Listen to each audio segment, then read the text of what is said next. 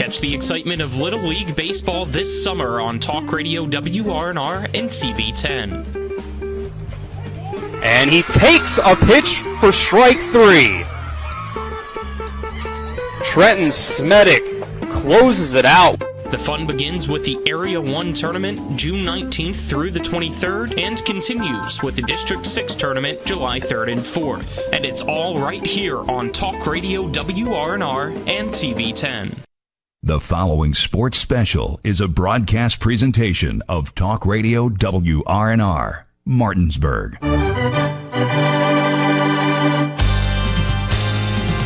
It's time for the fun of a summertime tradition with Little League All-Star Baseball. Play ball! And now, let's go to the ballpark and join our Talk Radio WRNR broadcast team with today's pregame show. Myers! Welcome into Shenandoah Junction, the Jefferson Little League Baseball Complex for the District 6 Area 1 10-12 Little League Baseball runner-up game here for the state of West Virginia on Talk Radio WRNR and TV10. Dylan Bishop and Nick Verzolini with you on the call. Alec Epperson behind the camera on the TV10 side. Colin McLaughlin back at the studio. We're going to have a quick pregame show here brought to you by Hagerstown Ford, revolutionizing the car buying experience. Buy your next vehicle online. They'll deliver it to you. If you don't like it, they'll take it back. Visit them online at fordofhagerstown.com. Let's give you the lineups for these teams that are about to kick off here for Martinsburg as they get ready to take on South Berkeley for the runner-up in District 6 Area 1. Leading off in center field is Asher Leatherman. Second spot, it's third baseman Jace Brown. Then it's Truett Watts playing second base. In the cleanup spot, it's Lincoln Myers in left field. Bear Roberts, a shortstop, will bat fifth. Owen Snyder, the pitcher, bats sixth. Then it's Garrett Butts in the seventh spot at first base. Logan Gano in right field, wearing number 35. Then Hunter Lane, number 7, the catcher. And then the last three spots in the order for Martinsburg are the extra hitters, number 34, Hudson Mann, number 26, Baylor Kovacs, and number 11, Elijah Cooper. Then for South Berkeley, they will lead off with the pitcher, Brock Corbin. Then Quinn Custer in center field bats second. Then it's Hudson Hotstetter at first base. In the cleanup spot, it's Matthew Remsburg catching. Connor Rissler, shortstop, bats fifth. Then it's third baseman Ryan Ferber. Seventh spot, extra hitter Jackson Dunham. In the eighth spot, it's second baseman number 12, Anthony Poulos. Right fielder, number 2, Blake Benjamin. Then it's left fielder, Steven Strickler. Then Colton Nichols, extra hitter, rounds things out. And our starting lineups brought to you by Floor Pools. Make every day better with a hot tub or swimming pool. Floor Pools has locations in Martinsburg, Chambersburg, and Hagerstown. And should be a good competitive game here between South Berkeley and Martinsburg. But we've got to get in our break here right before first pitch. We'll take a 2-minute break, and we'll be back with Little League Baseball on Talk Radio WRNR and TV10. Not sure where to go or who to trust with your flooring project? And start with Trips Flooring, proudly serving the area for more than 25 years, specializing in floor sanding and refinishing, along with installation of new flooring, including hardwood, tile, vinyl, laminate, carpet, and the hottest trend in flooring, luxury vinyl, tile, and luxury vinyl plank. Are you on a budget? Check out their warehouse, cash and carry, or call 304-229-7009, or visit them online at tripsfloorsanding.com. It's your wellness update with Floor Pools. Today, correspondent Robbie the Duck investigates new ways to manage stress. Let's go live to Finland. Well, our fine feathered journalist has discovered something truly relaxing. Saunas. Yes, saunas have been an integral part of life in Finland for over 2,000 years. Saunas help you find peace, reduce stress, improve circulation, and even detoxify your body. Go on, Rob. Now bring this Finnish tradition to your home. Floor Pools has the perfect sauna for you. From compact models to luxurious retreats, choose from traditional, infrared, or hybrid models. Specially priced starting as low as $73 a month at Floor Pools in Chambersburg, Hagerstown, and Martinsburg.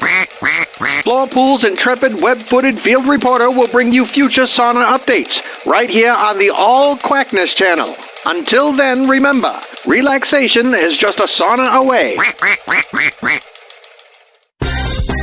Hey, it's Cody from Cody's Auto Body. You're a potty mouth. But we do a really great job fixing cars after an accident. I know, but you're still a potty mouth. I'm possibly the best friend you could ever have. You are, but potty mouth.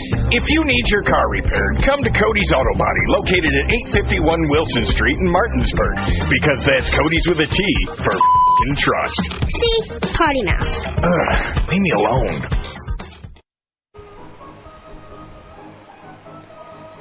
Starting batteries as we get ready here for the runner-up game of Little League Baseball, District 6 Area 1, 10 to 12. Brought to you by Cody's Auto Body at 851 Wilson Street in Martinsburg.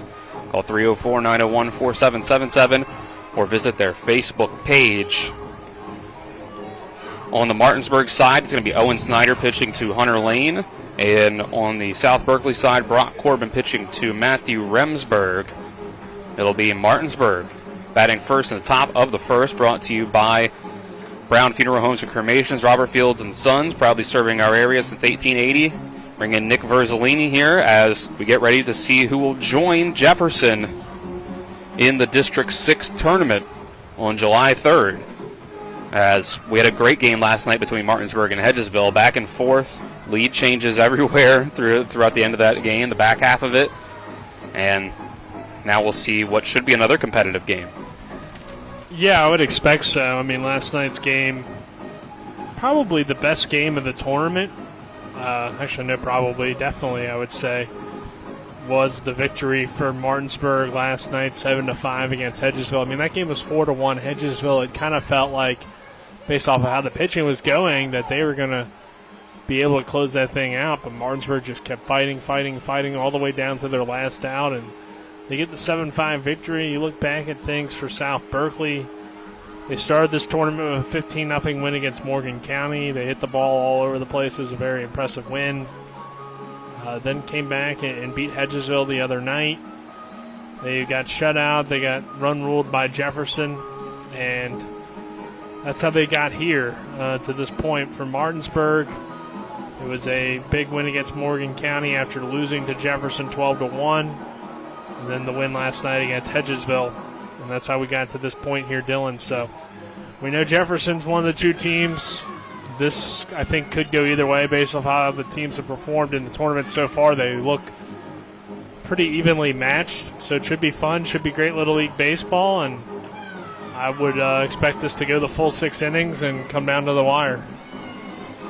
I think you're right, and we saw really good pitching out of Brock Corbin in relief earlier in the tournament, and Owen Snyder was the first pitcher that we saw from Martinsburg. Got off to a good start as well.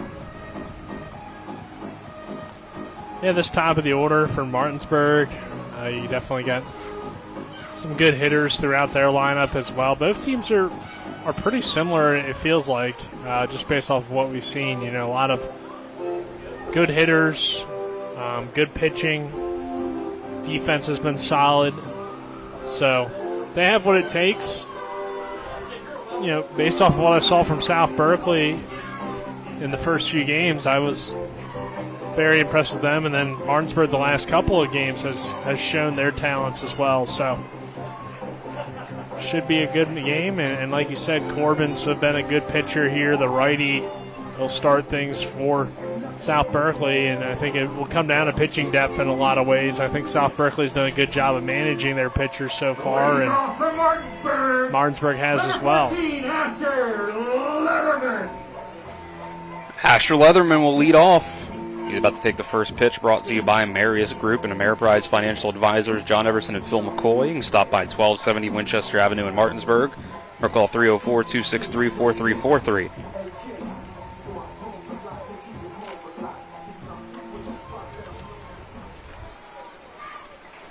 South Berkeley still in their green jerseys, white pants, white hats, all black for Martinsburg.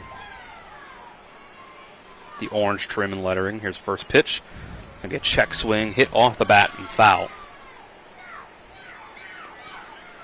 Defense behind Corbin from third base to first. In the infield, it's Ferber, Rissler, Pools, and Hostetter. And the outfield left to right, Strickler, Custer, and Benjamin.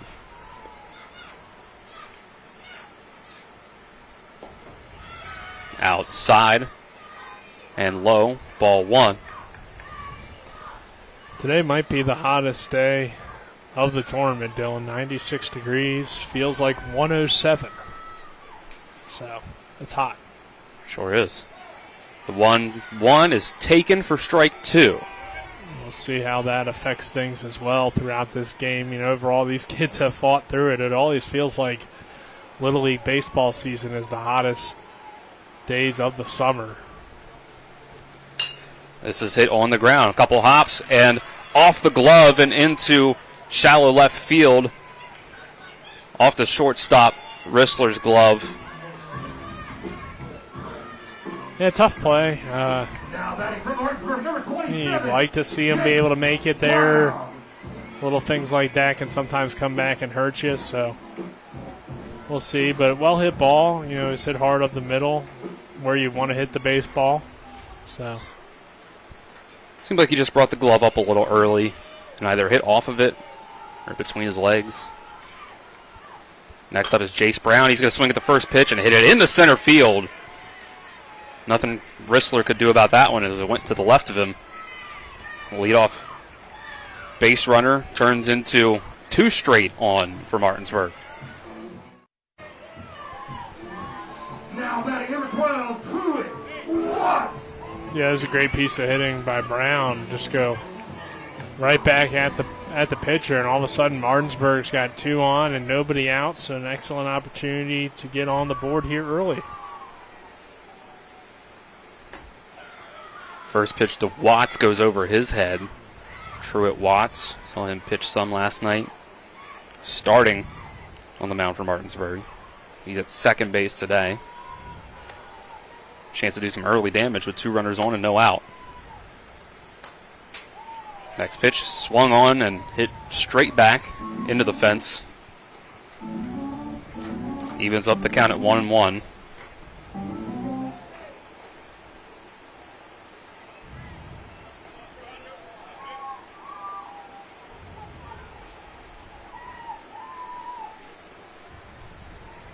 Corbin readies and throws at the knees for strike 2.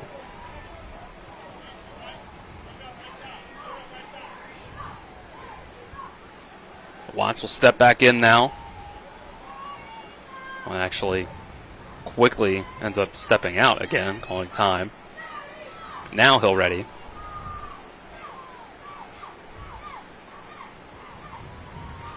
Wind up and the throw from Corbin. Called strike 3 on the outside corner. Watts goes down looking. That's a huge strikeout, Dylan, after you allow the first 2 batters to get on. To get that strikeout in that situation puts you in a pretty good spot now. I mean, even though there's still 2 on for Martinsburg, and if you can get them to hit into a double play or even just find a way to get another quick out here, whether that's a strikeout or ground ball, you're in a pretty good situation if you can find a way to get to this second out now, especially if you can get this lead runner. Lincoln Myers starts by looking at a strike. Myers in left field in the cleanup spot today. 0-1, hit on the ground, right to the third baseman. Ferber steps on the bag for 1 and throws to first for 2. That was perfect. 5-3 double play. Get South Berkeley out of an early jam. Take a 60-second break and see if they can put some runs up on the board in the first inning. This is Little League Baseball on Talk Radio WRNR and TV 10.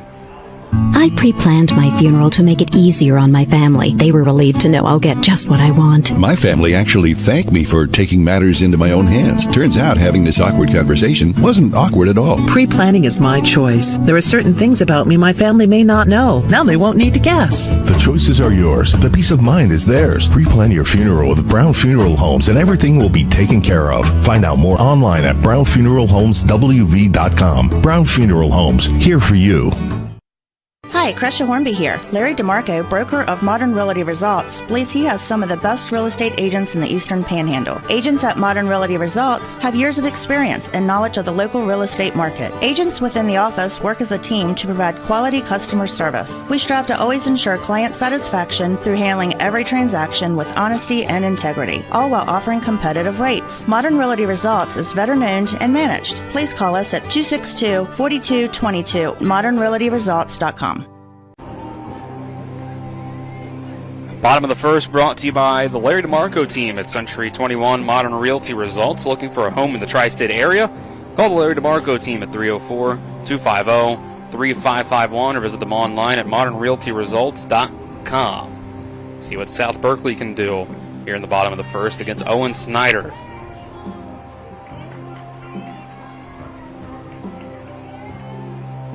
We'll see here. Corbin's been at this leadoff spot throughout the tournament. And a good hitter at the top of the order.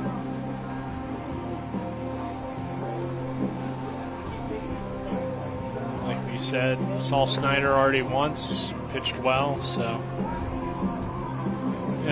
I would expect, again, this to go the complete six. We're probably going to see both teams have to make plays like we just saw there. I mean, just what you hope for.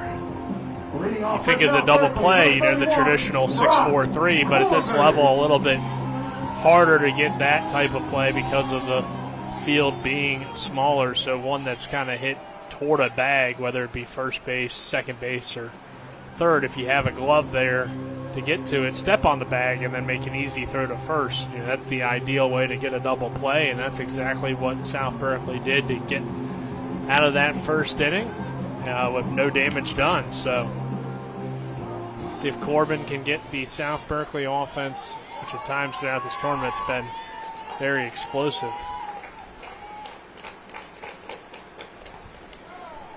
It's a nice curveball there to start him. Inside corner, tough spot for Corbin to do anything with it. An 0-1 start.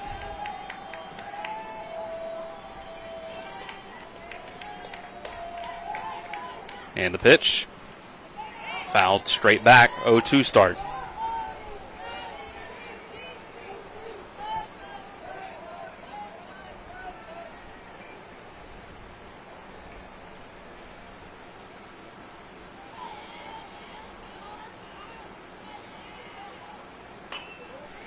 This is hit in the air, and it gets down the left field line. It's going to be extra bases to start off for Brock Corbin.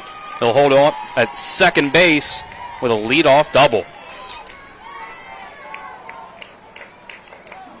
It's a great way to start the game. We saw one of the things that made Jefferson so good was Dupree at the top of the lineup and his ability to hit for extra bases, and not just hit for extra bases, but get those legitimate extra base hits that are kind of hard to see at times at this level. And Corbin just got one of them, smokes it off the fence. Custer comes up, swings and misses the first pitch as it goes into the dirt. And now, you're already in scoring position. Custer's been a pretty good hitter throughout this tournament, so. And same result, 2 pitches in a row, except this time it goes past the catcher and it lets Corbin get to third base. Yes, now all you need is something hard hit in play. Deep fly ball can score the run, give you that early lead for your pitcher.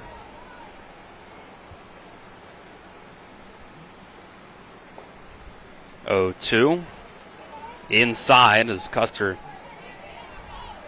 ducks out of the way of it, or at least he thought he had to. Yeah, Corbin also has good speed at third, so any of these pass balls you got to be careful if you're Martinsburg. And the 1-2 is swung at and missed. Custer frustrated with himself at swinging at that one. But it was a great breaking ball. A lot of movement on that one from Snyder. That runner sticks at third base. Now there's one out. Yeah, it just kind of felt like the whole at bat, Custer wasn't really seeing it well from Snyder. So far he's got his number, but see if second time around. Swing at the first pitch is Hostetter, but he pops it up. Truett Watts only has to jog in a couple steps and is able to make the play. Well, this would be really impressive from both of these pitchers if they're able to get out of this first inning unscathed. Because both guys are in a jam early. And both these teams have proven throughout the tournament, abilities to put the ball in play, put up runs. So if Snyder can counter with a 0 up on the scoreboard after a leadoff double, it'd be very impressive at this level. See what the lefty Remsburg. Level, really, but yeah. We'll see what the lefty Remsburg can do. First pitch from Snyder's in the dirt. It just feels like, Little League, more things can go wrong. So if a pitcher can get out of an inning after having a runner in scoring position and nobody out. Second pitch, a little closer, but outside and low. Another one that has to be blocked by Lane. 2-0 count.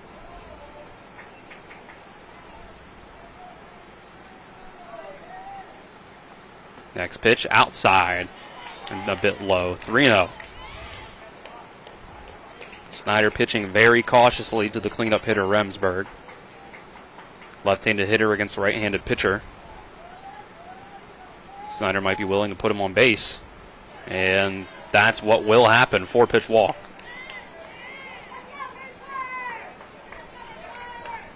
Yeah, now he's going to have to face the Rizzler.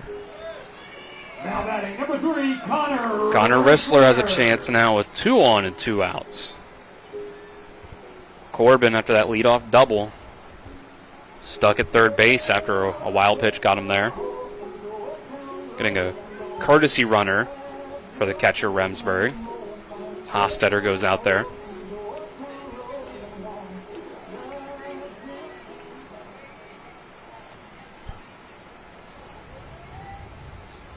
Here's a pitch from Snyder. Another one that bounces in front of the plate to start the at-bat. Ball 1.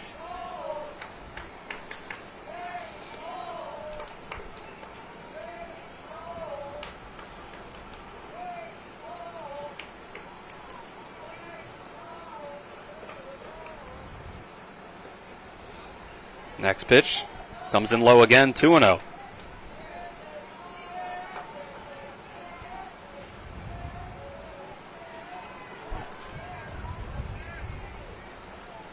And now Snyder again. This is hit in the air to right field. Backing up and going forward is Gano, and he will make the catch. South Berkeley gets a runner to third base with no outs, but can't drive him home. Both pitchers able to strand runners in scoring position in the first inning, and we stay scoreless. Take a 60-second break and go to the second. This is the Little League Baseball Area Runner-Up Game on Talk Radio WRNR and TV 10.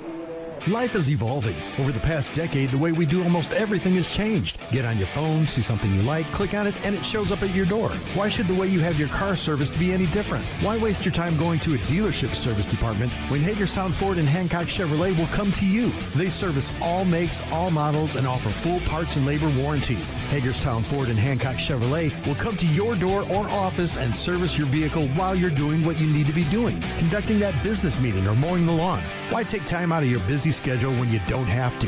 Hagerstown Ford and Hancock Chevrolet's friendly, knowledgeable staff will come to you where you live or where you work for full service maintenance, from oil changes to tire rotations, brakes, batteries, multi-point inspections. They handle it all. Hagerstown Ford and Hancock Chevrolet is committed to delivering the best of the best to their customers. Trust them to service your vehicle where you're at home or at work. Skip the time-consuming and terminal wait at the dealership. Schedule your appointment at fordofhagerstown.com or hancockchevy.com. No score after one inning here from Shenandoah Junction. Top of the second, brought to you by the personal injury attorneys Burke, Schultz, Harmon, and Jenkinson. Visit BurkeandSchultz.com. We play hardball. Dylan Bishop and Nick Verzolini with you on the call. Colin McLaughlin back in the studio. On the TV 10 side, it's Alec Epperson behind the camera. For Martinsburg, it'll be 5, 6, and 7 due up in the order. Seeing both pitchers in that first inning get themselves out of jams. Brock Corbin was able to get Martinsburg to ground into a double play with 1 out and 2 on. And then Owen Snyder was able to strain a runner at third base after he got there with no outs, and it was Corbin himself. Yeah, Patrick Corbin wouldn't have gotten out of it. Maybe in his prime he would have, but. Oh, in 2025, give me Brock Corbin over Patrick Corbin any day. I'm with you. Martinsburg will start off the inning with Bear Roberts, the shortstop, at the plate. But, I mean, on a serious note, that was a impressive job by both pitchers. Strike one looked at by Roberts to start the inning. I mean, Corbin, maybe one of those plays could have been ruled an error as well. Next pitch outside, evens the count at 1-1. But still, as a pitcher, you can kind of put the team on your back and at least keep your guys in it. And both those guys were able to step up and make the big pitches there. Next pitch. Over the head of Roberts, so has to duck out of the way.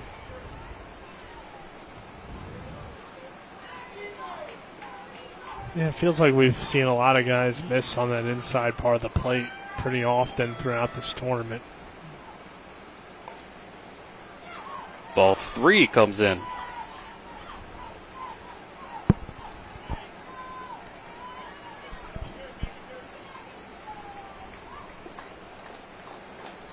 Roberts ahead in the count 3-1. Here's the pitch from Corbin, and that'll be outside for ball 4. First walk from Corbin. Martinsburg gets another leadoff base runner. Now batting for Martinsburg, number 13. That'll bring up pitcher versus pitcher again. Snyder this time at the plate. Corbin was able to double off of Snyder in the last half inning.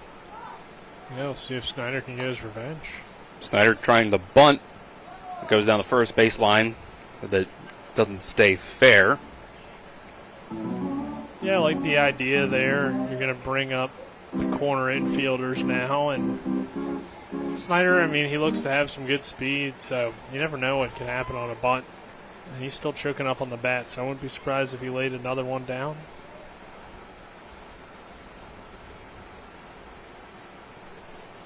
Oh, 1 is bunting. It goes back to Corbin at the pitcher's mound. He runs up in front from the mound and throws it to first for the out. Yeah, that's a great job by Corbin and South Berkeley to take that easy play and make sure to make it. It does put a runner, though, in scoring position. So we'll see if Butts can come through with a big hit. But, a lot of times you'll see guys maybe throw it around a little bit more than what is necessary, or maybe just commit an error there. But we'll see what Butts can do here. Corbin's first pitch. Butts shows bunt, pulls it back. It's high for a ball. Yeah, again, Butts here choking up a little bit. So I don't think he's going to lay one down. Because I don't think you want to give up an out when you already got a runner on second. But might just be trying to bring the infield in. Ball 2 outside. We saw a little bit of that yesterday, where you'd see a first pitch show bunt from the batter, and then pull it back, either to throw off the pitcher or pull the infield in. 2-0. Gets across the plate, strike 1. He is still choking up, though. Maybe it is that Corbin's velocity, they feel like, is pretty quick, so maybe they just need to choke up on the bat. Pitch swung at and fouled straight back by Butts. Pitch came in high. Butts protecting the plate. And some guys, too, I mean, they're just more comfortable with a little bit of a choke up on it. Yep. So.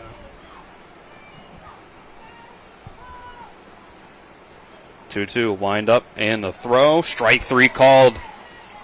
Outside part of the plate. That was a tough one. From up here, it's tough to tell. Butts seemed frustrated at the call, but just jogged back to the dugout.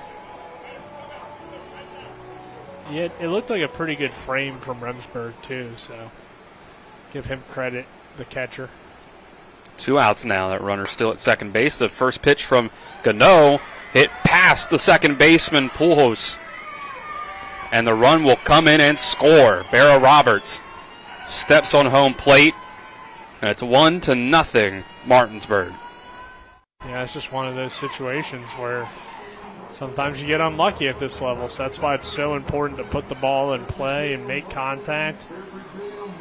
Not a hard hit ball by Gano, but it did its job. It took a little bit of a weird bounce. And all of a sudden Martinsburg puts a run up. So brings up Hunter Lane. First pitch from Corbin outside for ball 1.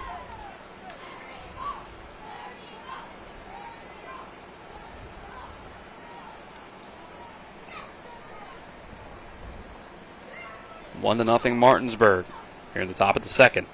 Next pitch fouled the opposite way over the third base dugout from the lefty Hunter Lane. Yeah, a little bit interesting here. Lane, a left-handed hitting catcher, but is a righty behind the plate. Remsburg actually a lefty behind the plate. You don't really see that too often. No, next pitch fouled away for strike 2. I believe Joe Mauer was like that. Left-handed batter. No, but I was saying having a left-handed catcher fielding. Yeah, when it came to, I'm talking more so a Lane, but yeah, you're right. Remsburg being a left-handed throwing catcher, even yeah, definitely very rare. Lane, base hit up the middle, just past the glove of Poulos. But it's 2 runners on with 2 outs. Looked like Joe Mauer on that one. Smoked it up the middle, base hit. Where's the number 7? So Lane with a huge hit there. Keep this a little bit of a rally going for Martinsburg and keep the momentum on their side. Mance, shown at the bottom of this order to have some pop in his bat as well. So definitely not an easy part of the lineup. South Berkeley's going to come out, talk to him. Might be thinking about an early change. I don't think they're going to do it quite yet, but just try to get out of it here. It's only 1-0 game, so there's plenty of baseball left to be played. 2 outs, so your hope if you're South Berkeley, Corbin can keep the ball on the ground like he has so far. The defense let him down a little bit there earlier, but if he continues to do that, usually you're going to have more success than not. That last one, just a well-hit ball, though, up the middle. So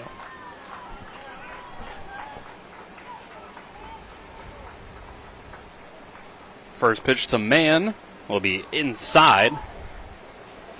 Well inside. Mann had to back up at that one.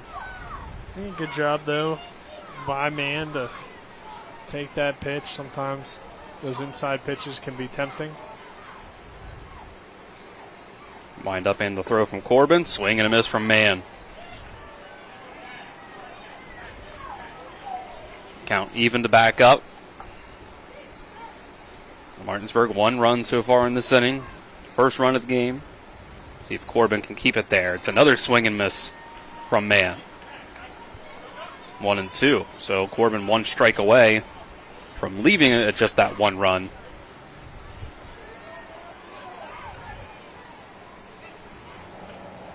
Corbin throws.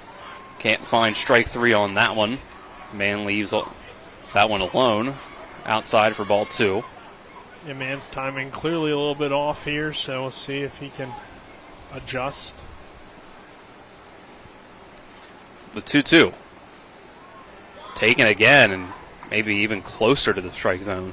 Taken for ball 3, just outside. Yeah, I think he's trying to get that same spot that Mann was having difficulty with earlier, swinging through on a few pitches. The 3-2. Called strike 3. Low enough that Mann started to go down towards first base, but now He'll walk to the dugout instead. Corbin, third strikeout, able to strand 2 runners on, but Martinsburg does get one up on the board and give themselves the 1-0 lead as we go to the bottom of the second after this 60-second break. This is Little League Area Tournament Baseball on Talk Radio WRNR and TV 10. Most insurance companies see you as a claim number. Most law firms see you as a case file. When their top priority is their bottom line, you only get a fraction of the attention that you deserve. At the law firm of Burke, Schultz, Harmon, and Jenkinson, it's personal. We listen to our clients to see the whole picture, because every part of you is important. For a team built on relationships and results, call Burke, Schultz, Harmon, and Jenkinson at 304 Lawyers, or visit us at burkeandschultz.com. Radon is the second leading cause of lung cancer deaths in the United States each year. But do you know the radon levels in your home? Home is a place to live, love, and laugh, not a place to breathe air containing radon. The Berkeley and Morgan County Health Departments are distributing free confidential radon test kits, and you can get yours at the Berkeley County Health Department office in Martinsburg and the Morgan County Health Department office in Berkeley Springs. Protect your home and family. Get your free radon test kit today. We go to the bottom of the second, brought to you by the Berkeley County Health Department. Prevent, Promote, Protect, offering public, clinical, and environmental services at 122 Waverly Court in Martinsburg. 1-0 Martinsburg with the lead. They're getting a run up on the board. Let's see if South Berkeley can respond. With 6, 7, and 8 due up in the inning. Owen Snyder, after giving up a leadoff double to Brock Corbin in the first, was able to strand him at third base after he advanced on a wild pitch. Followed up that double with a strikeout, a pop-up, a walk to the cleanup hitter, Remsburg, and then was able to get Rissler to fly out to right field. We'll see what Ryan Ferber can do to start the bottom of the second.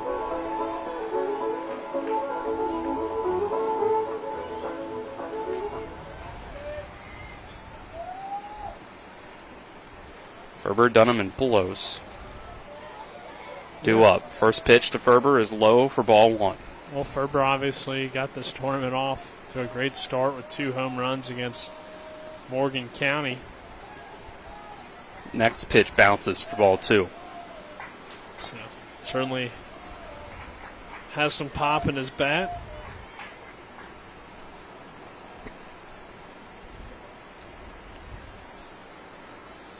Here's the 2-0 pitch from Snyder. That one's in for strike 1 after Snyder had shown some struggles with getting the ball quite to home plate and bouncing a good handful in front of the plate. The 2-1. That one will be low and outside for ball 3.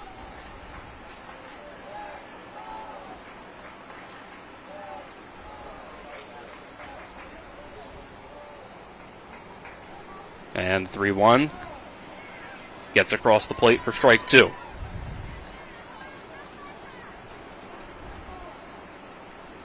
Ferber, wearing number 70, playing third base. And the 3-2 is low and outside for ball 4. So, I believe all 4 half innings have started with a runner on base. Second walk from Snyder.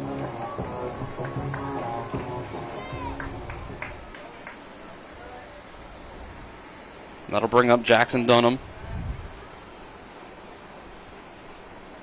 One of the 2 extra hitters in Musselman's lineup. South Berkeley's lineup. They look like Musselman from that area. Thing. Right. Pretty much. They'll end up there maybe one day. Most of them, at least. Yeah. Strike 1 taken to start. Dunham squared up the bunt and pulled it back. Who knows, though, with the transfer rule, you know? Yeah, true.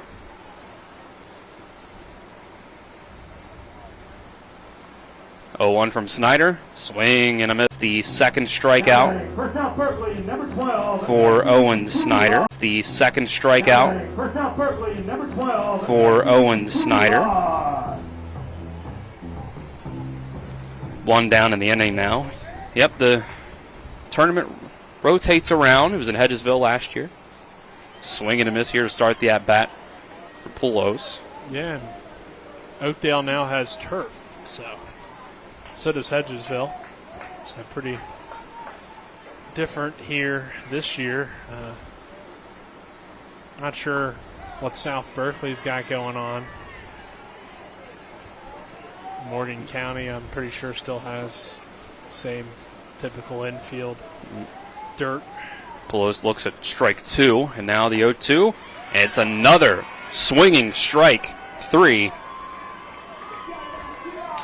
2 straight Ks for Owen Snyder. I was kind of thinking about that the other day. Not that it's too much of a difference, but all the Martinsburg kids play on the turf. All the Hedgesville kids play on the turf. I wonder how much of an adjustment that they have when they get to this part of the year.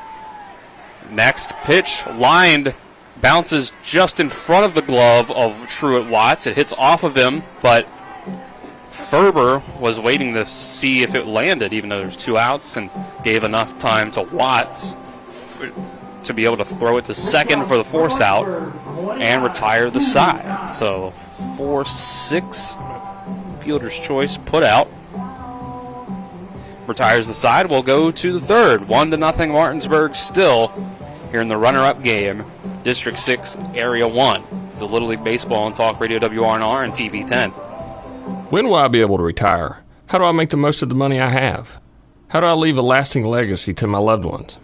I'm Philip McCoy, financial advisor with the Mirius Group, a private wealth advisory practice of Ameriprise Financial Services Incorporated. Call us today at 304-263-4343 to help you make the most of your financial future.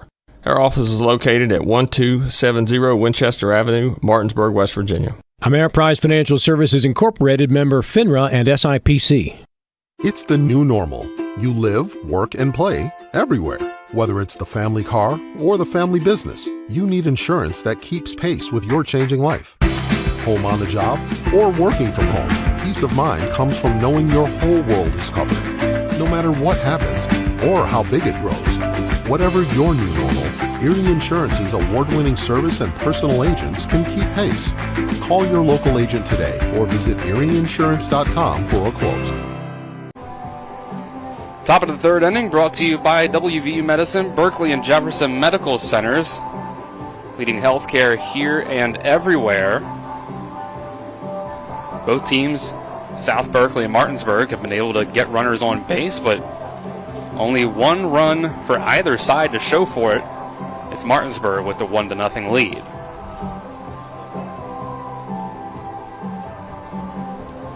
Yeah, I mean, overall it's been pretty much a pitcher's duel. We have seen a little bit of good hitting, though, on both sides at times. Both teams have put some pressure on the defenses. Martinsburg's been able to push across the run. We'll see if they can add any more with these at-bats. Leading off for Martinsburg, number 26, Baylor Kovacs.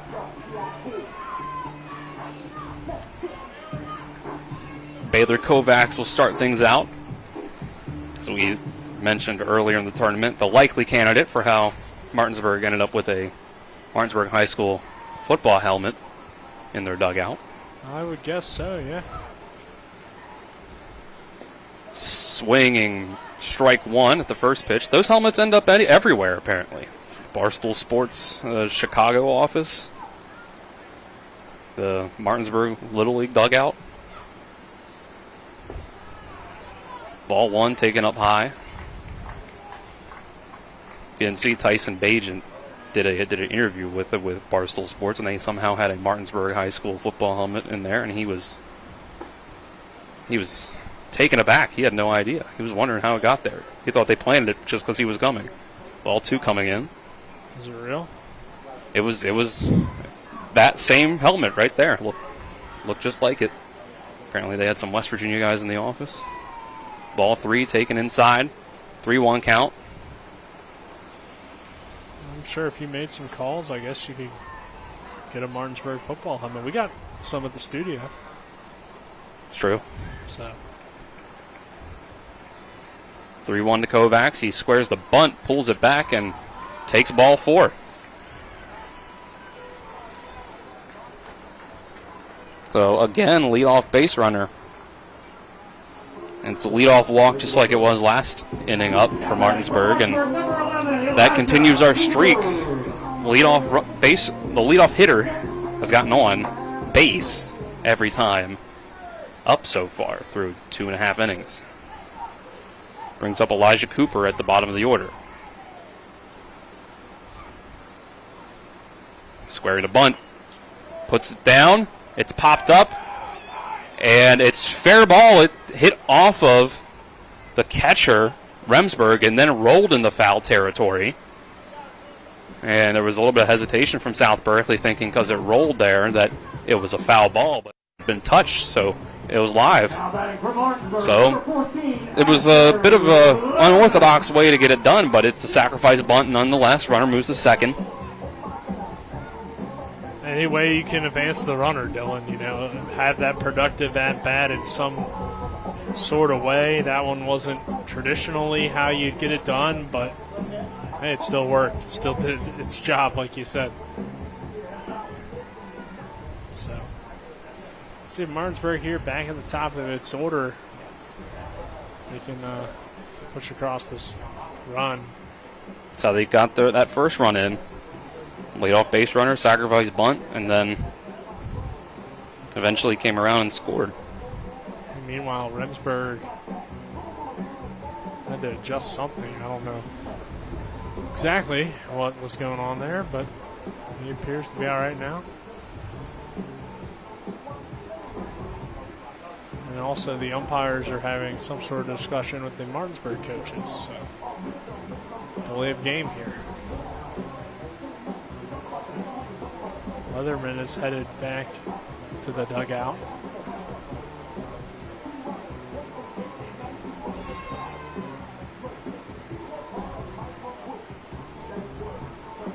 We got some discussion. Yep, the home plate umpire, first base umpire. Quick stoppage in play here as the top of the order for Martinsburg gets ready to come back up. They overturned. We have a foul ball instead of a hit. Oh, okay. Or instead of a fair ball, I guess. It was never a hit, but so we'll reset.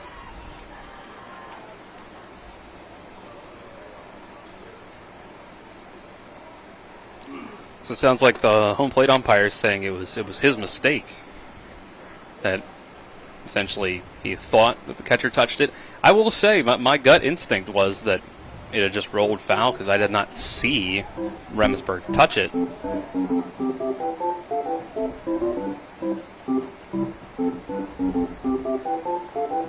So I'm not really sure why it's taking so long to explain it, but I guess you just gotta figure things out, especially both sides are effective. I guess in some ways, if you're South Berkeley, you're probably happy about it if you can get the out in a different way. Right. Because you don't have the runner advance. So. But it is sometimes weird to see a change of that kind of call. I think maybe the umpire just realized maybe he missed it. I don't know. I'm not down there on the field, but I do know that this is now turned into a relatively long delay. So. Yeah, we're getting a long discussion here between the home plate umpire and South Berkeley manager Tim Shirley, who, by the way, came up here and confirmed the theory that we had in their game against Hedgesville, that when in the middle of a timeout, or middle of an at-bat, he subbed in runners on second and third for courtesy runners, I should say, for his pitcher and catcher. It was partially to throw off the rhythm of the pitcher, but he also said it was to get a faster base runner on third base, which was not something that we considered. Yeah, I mean. And here's another bunt attempt. It's going to go foul this time. The big thing here also is Remsburg's out of game now at catcher. Dunham has Yeah. come in to catch. So I'm not sure if there was maybe something wrong with him in terms of an injury or what, but he did walk his way over to the dugout. That must have been part of what the delay there was waiting for Dunham to get his catcher's gear on. Yeah. 0-2 is inside for ball one. So we're back to a runner on first with no outs. I do wonder what happened, though. Yeah, not sure. I saw him go over toward the dugout. Thought maybe it was an equipment issue, but then they just brought on a new catcher. So 1-2. Foul tip. Staying alive is Cooper. Elijah Cooper at the bottom of the order.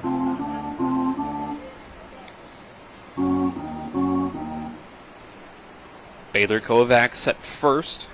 Martinsburg still leads 1-0 in the top of the third. This pitch is inside for ball two.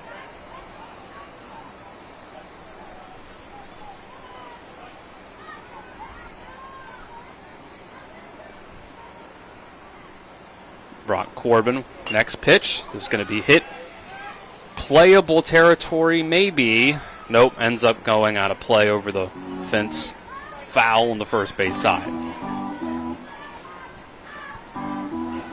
yeah, gave it a good run, but weren't going to be able to get to that one. Corbin, another 2-2. And similar to the last pitch, fouled over to the first base side, out of play. I'll tell you what, Cooper has turned this into a fantastic at-bat, no matter what happens. Making Corbin work. Another 2-2. This is going to be hit into center field on a line and down. Not able to get the ball into the glove is Custer. It'll be a single and put a runner on first and second with no outs. So overall, the overturn works in Martinsburg's favor. Yeah. Number 14, Asher Letterman. We were kind of wondering, would this be more beneficial for Musselman possibly? Or would Looks like a pitching change. I think Custer is about to come in and pitch, or at least come into the infield. Yeah. I don't know, we're getting some sort of changes here. Looks like Custer. Yeah, Corbin's going to go out to center field at the very least, and yep, it's a straight swab. Corbin goes to center, Custer comes in to pitch. So after 2 innings, South Berkeley goes to the bullpen. We'll take a 1-minute break while they warm up their new pitcher. This is Little League Baseball and Talk Radio WRNR and TV 10. When it comes to surgery, experience and innovation matter. At WVU Medicine, our board-certified surgeons use the latest robotic and minimally invasive techniques to provide better outcomes and faster recoveries. We offer a full range of procedures including advanced hernia repair, anti-reflux surgery, breast cancer surgery, colon resection, gallbladder removal, skin cancer, and lesion removal. Trust the region's leader in advanced surgical care. Call WVU Medicine Surgery today at 304-596-2150. This new Rockstar Rewards card really rocks. You get 3 times more points and other cool stuff. It can turn water into gas. Boom! You get 10 cents off a gallon for the first 30 days and 3 cents after that. You have 1,000 points. Out of the bag. It's like stealing candy from a baby. Bam! It's a piece of cake. It's like shooting fish in a barrel. They even give you a free gift on your birthday. Woohoo! And it turns water into wine. No. Get the new Rockstar Rewards card and get more stuff. It's a no-brainer. Call to the bullpen is brought to you by Smallwood Small Insurance. Your total insurance solution in Martinsburg, located at 1250 Edwin Miller Boulevard, Suite 301. Call them at 304-263-3361. Quinn Custer will take over on the mound for South Berkeley after 2 innings of work from Brock Corbin. Gave up 3 hits and 1 run, 1 earned, 1 walk, struck out 3.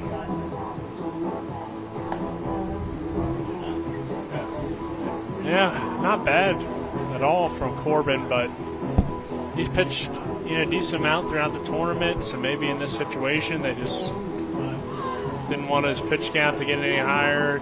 Make a change, see if you can find a way out of the inning. By the way, Remsburg has returned to catcher, so not sure if maybe there's an equipment issue or maybe he just needed a break. I don't know. But he's back. And we'll see here how this inning plays out now. It's the top of the order for Martinsburg with 2 runners on and no outs. And already with a 1-run lead in the top of the third. It's definitely an ideal situation. Letterman squares the bunt, pulls it back. It goes into the dirt. Remsburg blocks it, runs it out to make sure none of the runners advance. 1-0 count.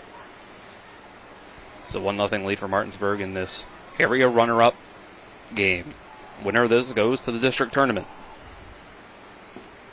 Leatherman again pulls back the bunt. And again, it's a ball, 2-0. I'll tell you what, hats off, though, to all these catchers, just for their efforts throughout this tournament. Squares again, pulls back again, 3-0. With the heat being the way it is, you feel for those guys, you feel for everybody out there, but. And on the 3-0, again, 4 straight balls. Loads the bases with no outs. Now batting from Martinsburg, number 27, Jace Brown.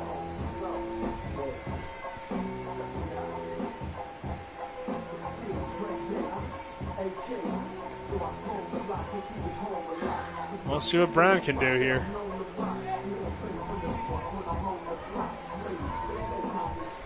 Big chance for the youngster Brown in the 2 spot. As we learned yesterday, only just recently turned 10 years old to play in the 10 to 12 All-Stars. And bat second nonetheless. Pulling back another bunt here. This time, Custer gets the ball across the plate for strike 1, 0-1. Younger brother of current Martinsburg and Berkeley Post 14 baseball player Jameer Brown. Swing and a miss, strike 2.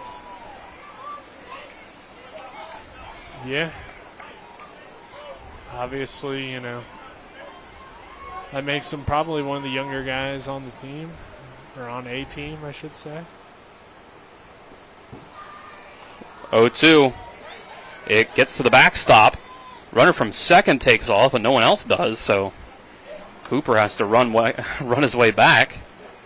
Yeah, maybe you're able to score there, but you also run the risk of getting it out at home when there's nobody out. No real reason to force it unless it's an easy run. Next pitch outside. 2-2 count. And I think you could argue Martinsburg was a little bit overly aggressive in their game against Jefferson the other day, which, on paper here a 12-1 loss, but I feel like if Martinsburg maybe doesn't run themselves out of a few innings early on, at least puts up a better fight, probably Jefferson still wins. The 2-2 pitch is high. Full count. Bases loaded, no outs. Here's the payoff pitch. Swing and a miss. Strike 3. Jace Brown goes down. Now there's 1 out. Yeah, huge strikeout for Custer. Probably not the pitch he wanted to throw there. Brown kind of bailed him out a little bit, but it worked. It had a lot of movement on it. It fooled him, got him to swing through, and that huge first out, like we said earlier, now you can get into the double play and get out of the inning with no damage.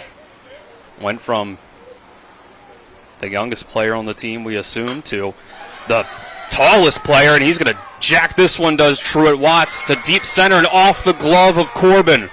1 run will score. A second one comes across, throw plate to the plate, not in time. Throw to third, goes into left field. 3 runs will score.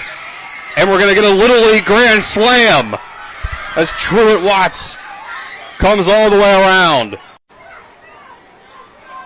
And it's 5-0 Martinsburg. They're going to have to talk about this because I'm not sure. There was 2 runners at second base. I'm not sure which one ran in front of the other. Yeah, that's kind of why there was a play at third base there, was that there was two runners at second. I don't think one ever advanced past the other, considering Watts was the last one to score. I think Watts was standing on second base. So I have to wonder if that could come into play. But did he advance past the runner at some point? Not that I saw. I saw the confusion happening out there. Well, they got to talk it over. Yeah. It was a weird situation. I'm not 100% sure. Hopefully the umpires were able to keep track better than we were up here. Everybody's meeting here, the coaches, the umps.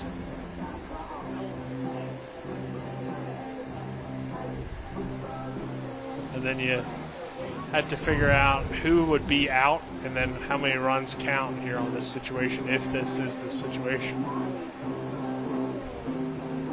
See what our replay is. It'll be based on what other angle we had at the time. I'm not sure if we had a shot or not. Colin's got a replay of sorts here at the very least. Let's see. Oh, you know what? Looking back at the replay, Watts definitely ran in front of Leatherman. All right, that's what I had thought from up here. Watts actually got to second base before Leatherman did. So, because I was with you that they eventually did fix it. Yeah. But at that point, by the time I looked over there, that had already happened, and I hadn't caught it. So, I believe that means that Watts will be out. Well, we'll see.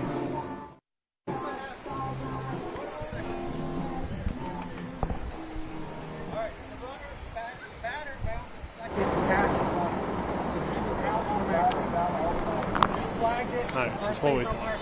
Okay, got an out. It's an out. So that last run did not score. Only 3 runs scored. The batter runner runs on back out. That's correct. We got 3 runs instead of 4. Yes. Well, okay. Still 3 runs coming across the score, so not bad at all for Martinsburg. Obviously, you would have loved the 4 runs.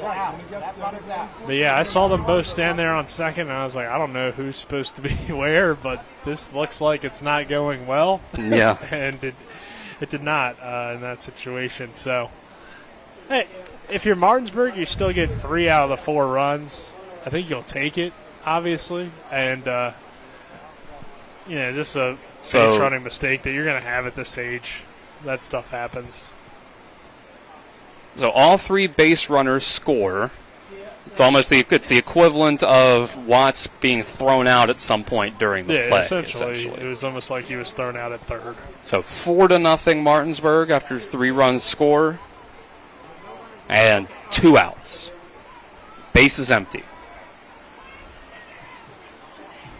Yeah, it's a good job by the umpires of being aware of that situation, making sure they talked it over, making sure everybody knew,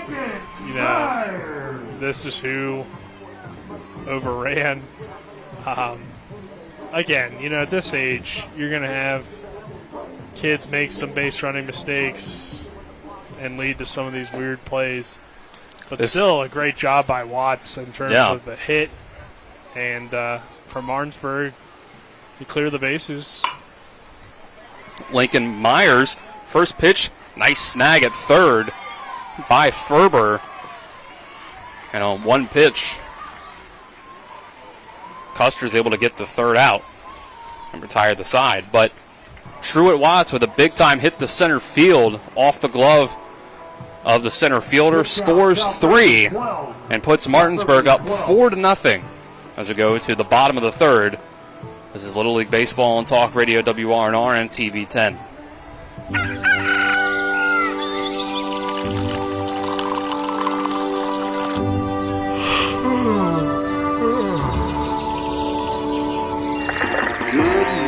This is your wake-up call.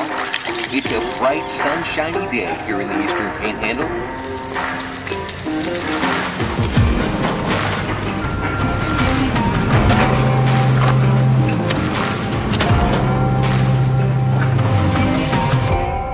When it comes to surgery, experience and innovation matter. At WVU Medicine, our board-certified surgeons use the latest robotic and minimally invasive techniques to provide better outcomes and faster recoveries. We offer a full range of procedures including advanced hernia repair, anti-reflux surgery, breast cancer surgery, colon resection, gallbladder removal, skin cancer, and lesion removal. Trust the region's leader in advanced surgical care. Call WVU Medicine Surgery today at 304-596-2150.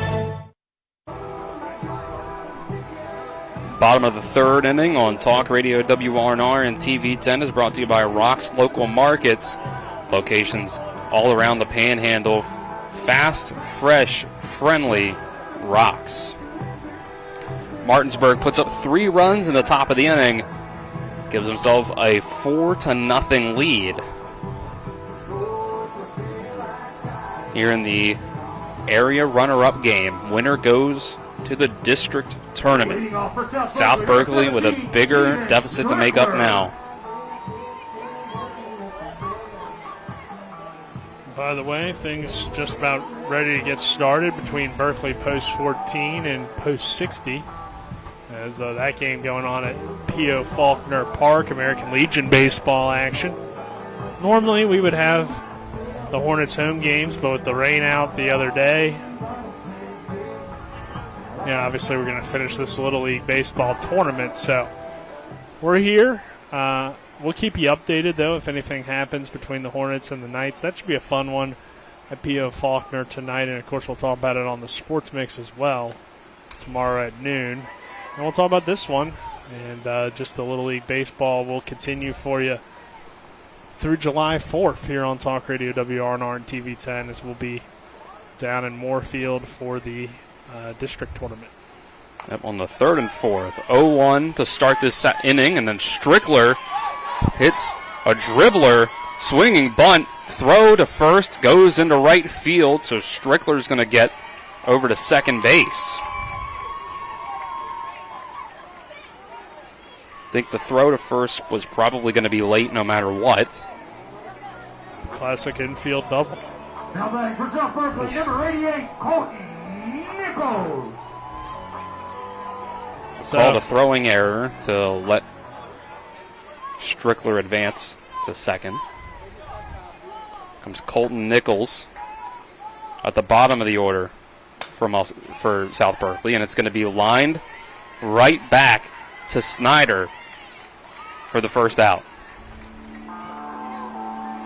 Somewhere between a liner and a pop-up. Next up for South Berkeley, number 31, Brock. Right off the end of the bat.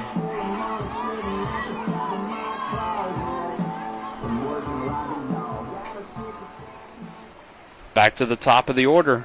Brock Corbin. Doubled last time up, swings at the first pitch, hits it in the left field, and caught. Wow. No, it drops down. Here comes the run from home. Throw not in time to the plate. Well, the ump ruled it a catch and an out. Oh, I see. Okay. So it was just the fact that they took a long time. Well, I guess they're keeping it. I think it was just that Strickler tagged up 2 bases because it was a diving play made out and left by Myers, but he didn't get back up. It was a heads-up base running by South Berkeley.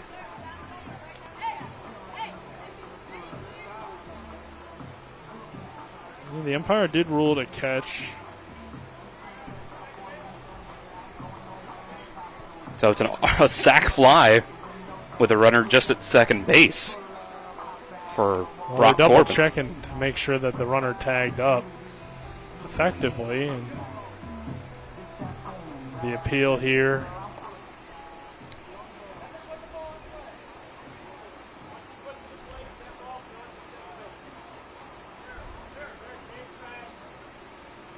They're trying to get the correct way to appeal, I guess, here.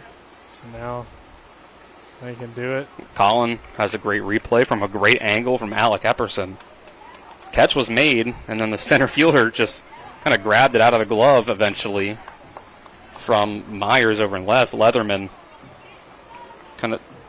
Myers just let him take it. He kind of stuck his glove out to him like, here, take it. This has been the game of appeals. We're going to need Colin to call into the umpires with the correct calls here. I mean, they're making all the right calls. It's just there's been a lot of drama. You can tell both these teams really want this one, obviously. And both coaches are making sure that, their kids are getting all the correct calls for both sides. Custer starts the at-bat down 0-1 with Snyder. Snyder, big breaking ball. Can't quite get strike 2. It's 1-1. So 4-2 now. South Berkeley able to steal a run. The 1-1. Another one that comes in low, bounces to the backstop.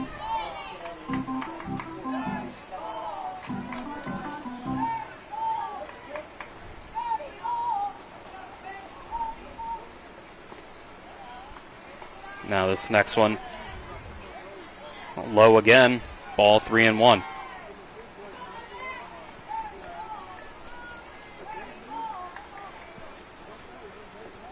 And another one low. Snyder having those issues again, getting the pitches to come in high enough. Ball 4 with 2 outs. It's the third walk by Snyder in as many innings. Number 99, Hudson Hostetter.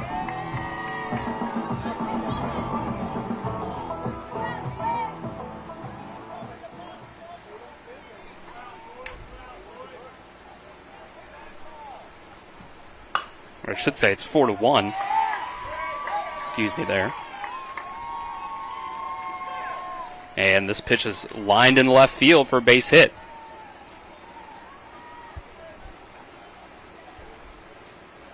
Inning continues for South Berkeley. 2 runners on with 2 outs. Yeah, we're seeing now finally gotten a run up on the board. Seeing some good fight here from South Berkeley after Martinsburg extended its lead out to 4-0. Heck of a play, though, in left field earlier, and then even though that was a heck of a catch, just how, he had to make that play to allow the run to come around to score. So, both teams clearly fighting hard in this one. Get a little bit of a mound visit here. He might have taken the ball from him, I think. That's what it looks like. Yeah. And it looks like Jace Brown is going to take the mound. Watts to third. Snyder likely goes to second. So we'll see what Jace Brown can do. Martinsburg leads 4-1 with 2 outs in the bottom of the third. We'll take a 1-minute break while we wait the warm-ups for our new pitcher. This is Little League Baseball on Talk Radio WRNR and TV 10.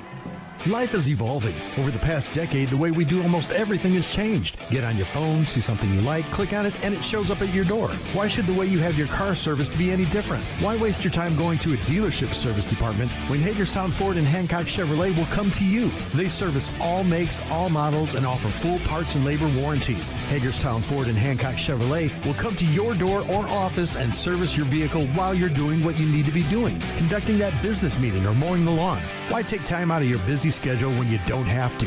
Hagerstown Ford and Hancock Chevrolet's friendly, knowledgeable staff will come to you where you live or where you work for full service maintenance, from oil changes to tire rotations, brakes, batteries, multi-point inspections. They handle it all. Hagerstown Ford and Hancock Chevrolet is committed to delivering the best of the best to their customers. Trust them to service your vehicle where you're at home or at work. Skip the time-consuming and terminal wait at the dealership. Schedule your appointment at fordofhagerstown.com or hancockchevy.com. Jace Brown will take over on the mound for Martinsburg after 2 2/3 from Owen Snyder. He ends up giving up 1 run on 3 hits and 3 walks. Strikes out 3.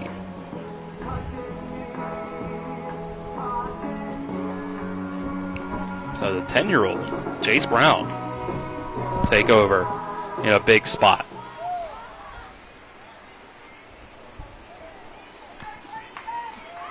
And the first batter he faces will be the cleanup hitter, Matthew Remsburg. Runners on first and second with 2 outs. His first pitch bounces way in front of the plate and goes to the backstop. Runners advance. Man, this game's really just showing, just like last night, how it's never over. You know, even at 4-0, and you feel like your pitching's doing a pretty good job, all of a sudden you look up, you got to make a pitching change. There's 2 guys in scoring position, and it's a 3-run game. Next pitch, a lot closer, but still not quite in the zone.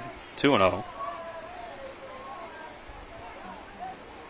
And you're 1 pitch away from this being possibly a tied ball game. Remsburg hits this one. They're going to call it a fair ball, and it ends up being a swinging bunt single. The run will score. It's 4-2. I thought that hit off of Remsburg. I thought it hit either Remsburg or the plate, but I guess it just sounded really weird off the bat because there's no... Oh, off the plate is fine. Oh, okay. I guess, yeah, if it would have hit off the plate. As far as I know. I guess it would have hit off the plate and went foul. So maybe it's all good. I feel like usually, I guess when it hits off the plate, maybe it does go foul. I don't know.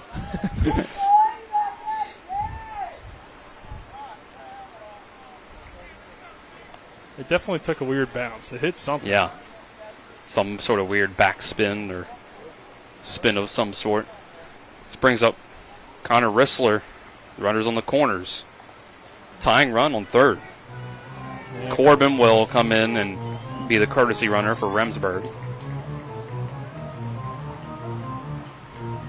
Rissler flew out to right field his first at-bat.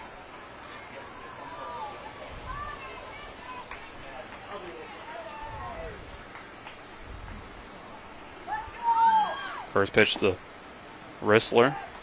Squares around the bunt, pulls it back. Pitches low for ball 1.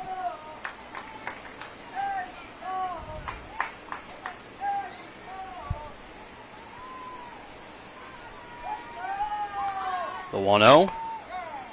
Pulling back the bunt again. This time it gets across the plate for strike 1. The runner advances to second on the catcher's indifference. The bunt's definitely not a bad strategy at the Little League level. 1-1. Called strike 2. Even with 2 outs.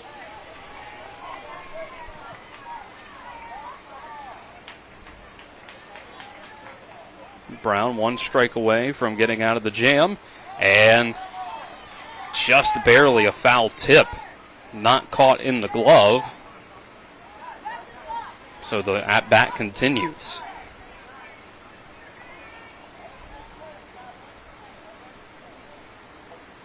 Another 1-2. This time it's a swing and a miss. And they'll get a tag. Rissler didn't immediately realize. Dropped third strike. Called out on the tag, but they made the throw down the first for good measure anyway. And the 2 runs are stranded at second and third. So Martinsburg keeps a 2-run lead, but it was a 4-run lead coming into it. So South Berkeley cuts the lead in half as we go to the 4th. This is the 10-12 District 6 Area 1 runner-up game. See who goes to the district tournament. Little League Baseball on Talk Radio WRNR and TV 10 back in 1 minute. Berkeley Post 14 baseball is back. Catch every Hornets home game this season and the Legion Area Tournament right here on Talk Radio WRNR and TV 10. Pavanelli rounds third, coming home to score. The throw on the money.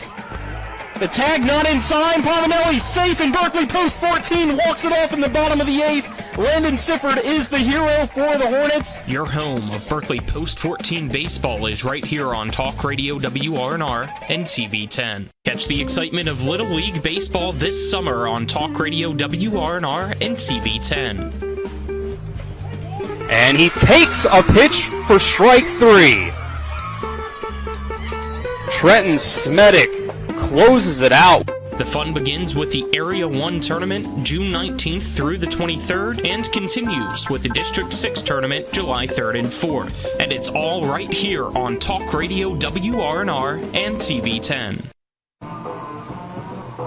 Top of the 4th inning brought to you by Skinner Accident and Injury Lawyers, representing accident injury claims for over 50 years. Go to SkinnerWins.com. 4-2, Martinsburg leads South Berkeley in the runner-up game to see who joins Jefferson from Area 1 in the district tournament in Moorfield on July 3rd.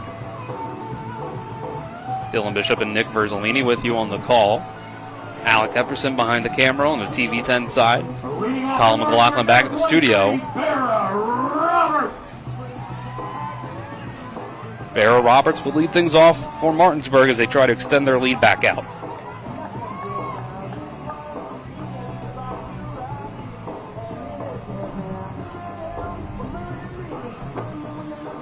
Five, 6, and 7 in the order. Due up just like it was for Martinsburg in the second, where they come around the second time. Big cut and miss at the first pitch from Roberts, who drew a walk his first time up. Came around to score the first run of the game later on. And he'll take strike 2 from Quinn Custer, making his first full inning up on the mound here after he came in during the third. This pitch is hit on the ground to first base. Walking it over and stepping on the bag is Hostetter for 1 out.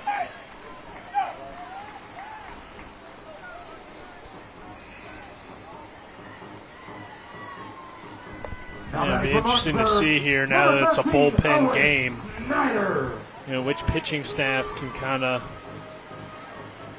keep things in check and keep things where they're at for their opponent. Owen Snyder up, takes strike 1. And Custer obviously gave up the big hit, but since then has looked pretty good.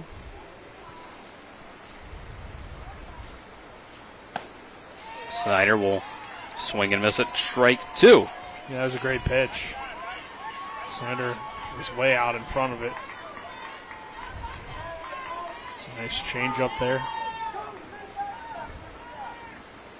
0-2 from Custer. Fastball. Bounces. Try to get him to chase.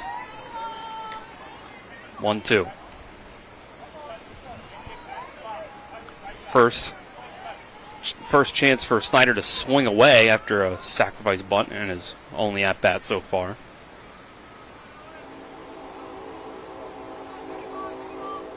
One-two. Snyder protects the plate, fouls it off.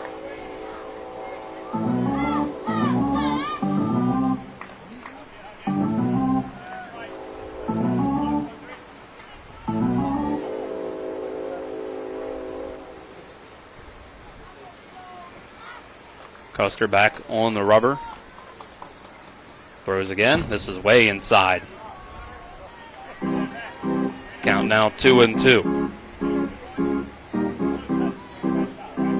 I don't know how Snyder really avoided that one. It looked like he was going to hit him from up here. But great job. Or I guess it could be a good job. Sometimes you do want to get on, but probably not on that fastball. That probably would sting a little bit. Snyder fouls off another one. Good battle at the plate so far here with 1 out at the top of the 4th. Yeah, we've seen a few long at-bats throughout this game, which is usually advantage hitter. The more pitches they see, the more likely they're going to find a way to get on. 2-2. Low and outside. Count runs full. Snyder showing good discipline at the plate.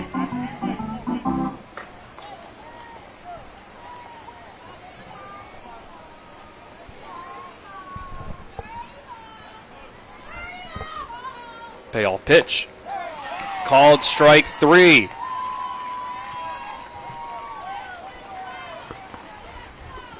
Snyder sent down.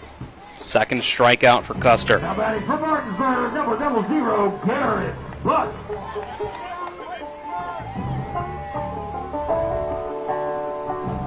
We'll see Garrett Butts come out with 2 outs, none on.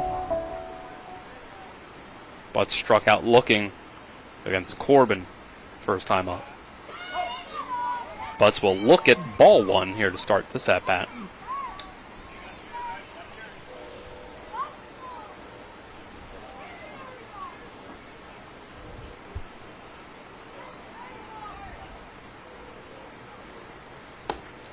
And the 1-0 will be high and inside for ball 2.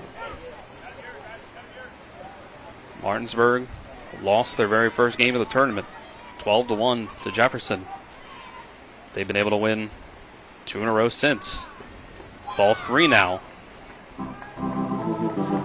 South Berkeley started off with a win against Morgan County.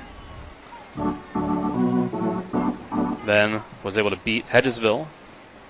Lost the championship game to Jefferson, and then awaited Martinsburg now. 3-0, comes in high, so Butts draws a 2-out walk. Yeah, both these teams obviously found a way to battle their way here. They ran into the team that looks to be state championship possibly contender. In Jefferson, they look really good. Gano takes strike 1. Quick throw down by Remsburg to first. Can't quite get Butts.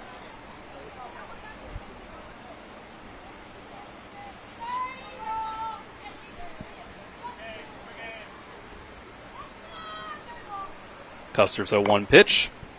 Fouled away. Gano had a hard hit ball to second base that went past the glove of the second baseman and scored that first run for Martinsburg. Since then, we saw Martinsburg put up 3 more to go up 4-0, and then South Berkeley respond with 2 in the last half inning, the bottom of the 3rd.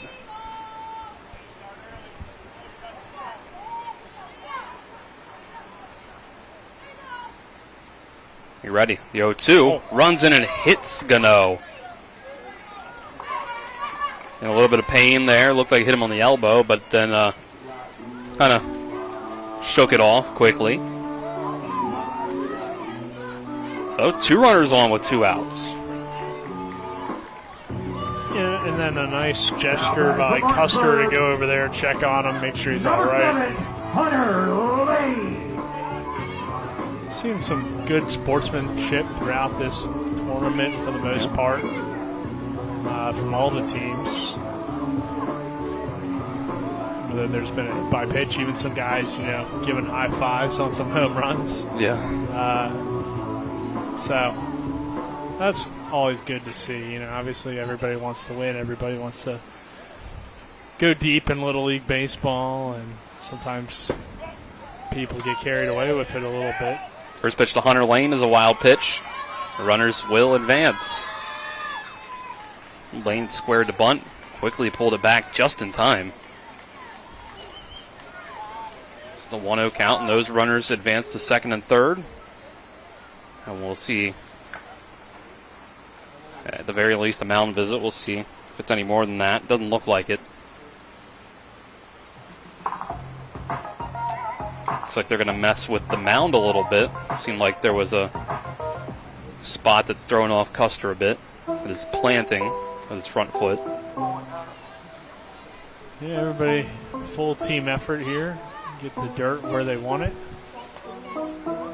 See if it helps his pitching a little bit here.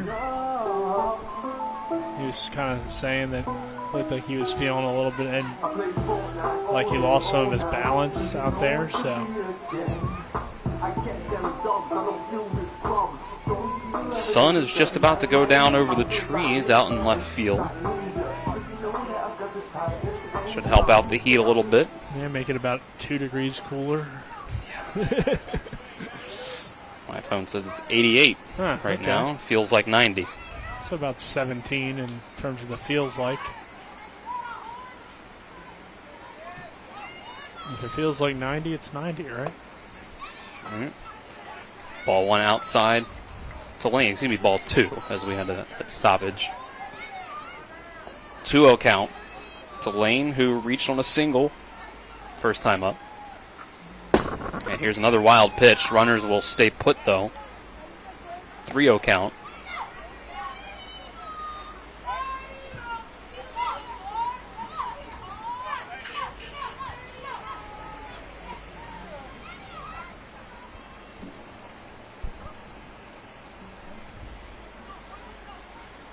Custer with the pitch. Ball 4. Bases loaded. So a walk, a hit by pitch, and another walk with 2 outs. Suddenly what looked like a quick inning for South Berkeley has them in a jam. And now we might change pitchers here. As Yep. Looks like they're going to come out and get Custer. We'll see who they turn to. Looks like Ferber. Looks like it. Looks like Custer will go back out the center and Corbin will come into the infield. We'll take a 1-minute break. Come back with more Little League Baseball on Talk Radio WRNR and TV 10. Remember all the sports we played when we were kids? Oh yeah, swimming, tennis, basketball, Football, soccer, track. I loved winning. I still do. Our competitive spirit is still going strong. But now we use it to win for our clients. If you've been hurt in almost heaven, call the Sevens, 304-777-7777. SkinnerWins.com.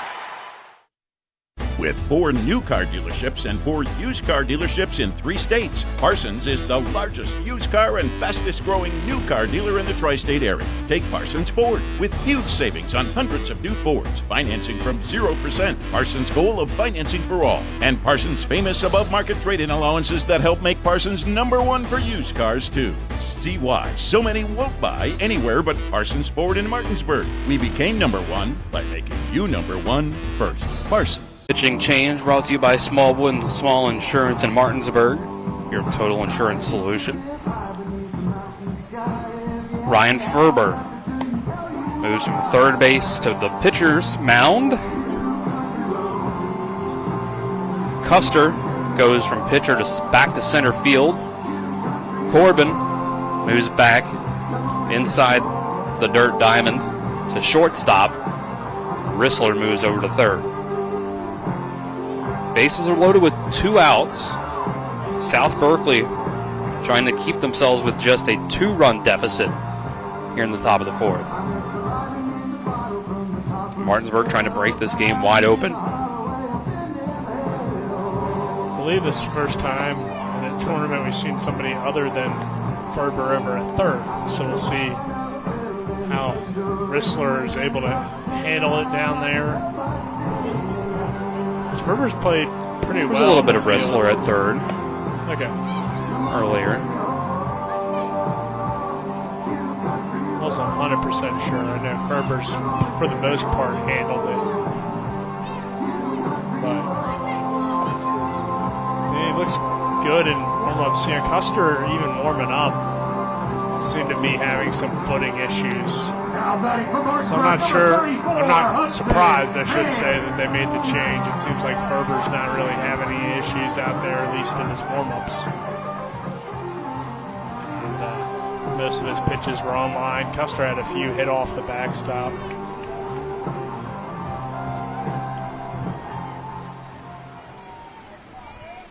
It'll be Hudson Mann who has a chance to come up big.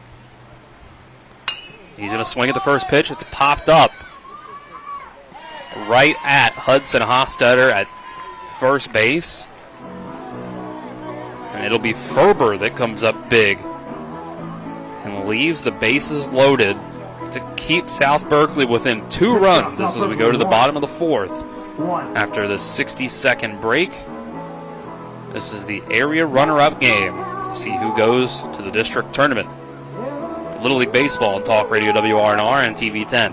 The Palace Lounge in Martinsburg is the place to be. Join us every night to relax and enjoy football or basketball games featuring either the Martinsburg Bulldogs, Shepherd University Rams, or West Virginia Mountaineers. We will have steak night every Wednesday, trip nights every Thursday, and now taco and margarita nights every Tuesday. You can find us on Facebook or call 304-267-7520. The Palace Lounge is located at 1350 Edwin Miller Boulevard in Martinsburg.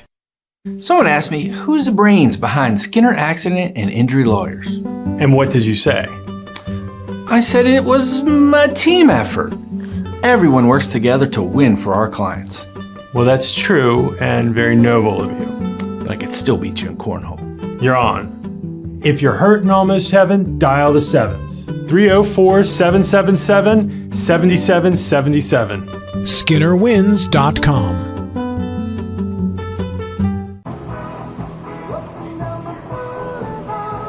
Move to the bottom of the fourth, brought to you by Floor Pools. Make every day better with a hot tub or swimming pool. Floor Pools has locations in Martinsburg, Chambersburg, and Hagerstown. South Berkeley still trailing 4-2. It'll be the first full inning of work on the mound for Jace Brown of Martinsburg. Saw him pitch a third of an inning. Leading off for South Berkeley, number 70, Ryan Ferber. We'll see what he can do. Again, 6, 7, and 8 in the order. Ryan Ferber. Again, 2 home runs to start this tournament. Just came in as the relief pitcher. Got South Berkeley out of the bases loaded jam with 1 pitch. Squaring around the bunt, taking a hack at it and missing for strike 1. Just kind of noticed this. Ferber keeps that bat high, and he kind of pitches similarly as well with how he holds his glove and delivers his pitches. Brown loops in strike 2. Ferber got on with a walk against Snyder in the second inning to lead that one off.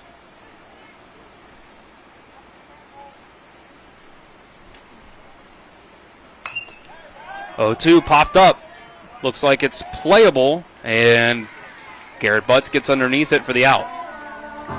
Just barely in foul territory. Get some high fives from Brown and Snyder. That'll bring up Jackson Dunham.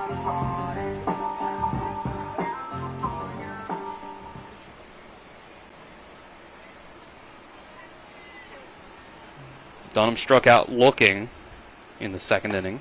His only at-bat so far. And Dunham's had some big moments throughout this tournament. Of course, uses that pencil bat.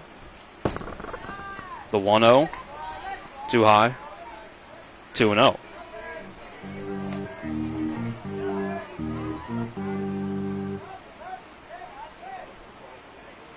Poulos will be to follow. 2-0 gets across, strike 1.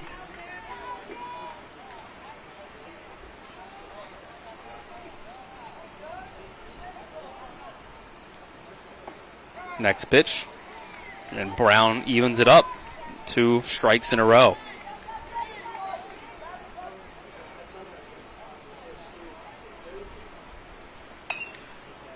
The 2-2 will be fouled away.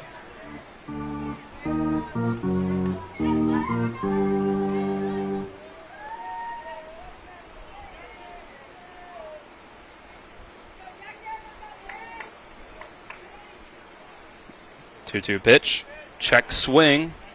Home plate umpire says he didn't go around.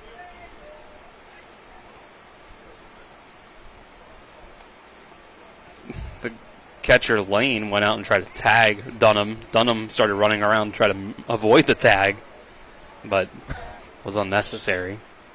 Instincts kicked in from Dunham. 3-2 count. Bounces. Ball 4. Update for American Legion baseball tonight. 1-0. Berkeley Post 14 leads it in the top half of the second inning against Post 60. Hornets are the home team. Looks like Wyatt McClintock had a sac fly to drive in Liam Healy. I'm sorry, to drive in Trace Huff. So that's how the Hornets took the 1-0 lead there. Both the Legion teams going at it in the area. Originally, we were scheduled to be there with the rain out, though, on Thursday for this tournament. Everything got pushed back a day, so we obviously will finish out Little League coverage. First pitch to Poulos is inside. I believe July 1st will return for Hornets baseball. Yep. Swinging, strike 1. And then 2 days later, we'll be back for Little League, 3rd and the 4th. Mm-hmm. And again, chasing. Big cut from Poulos. We'll see here. We already know Jefferson County is going to join us down there in Moorfield. Will it be Martinsburg or Musselman? So far, it's Martinsburg, but there's still a lot of baseball left in this one. Great game, like we expected. Low-scoring battle. A little bit of a break in the action here as Coach called time. Talked to Poulos a little bit. Make sure he's not trying to do too much. 1 out here in the inning.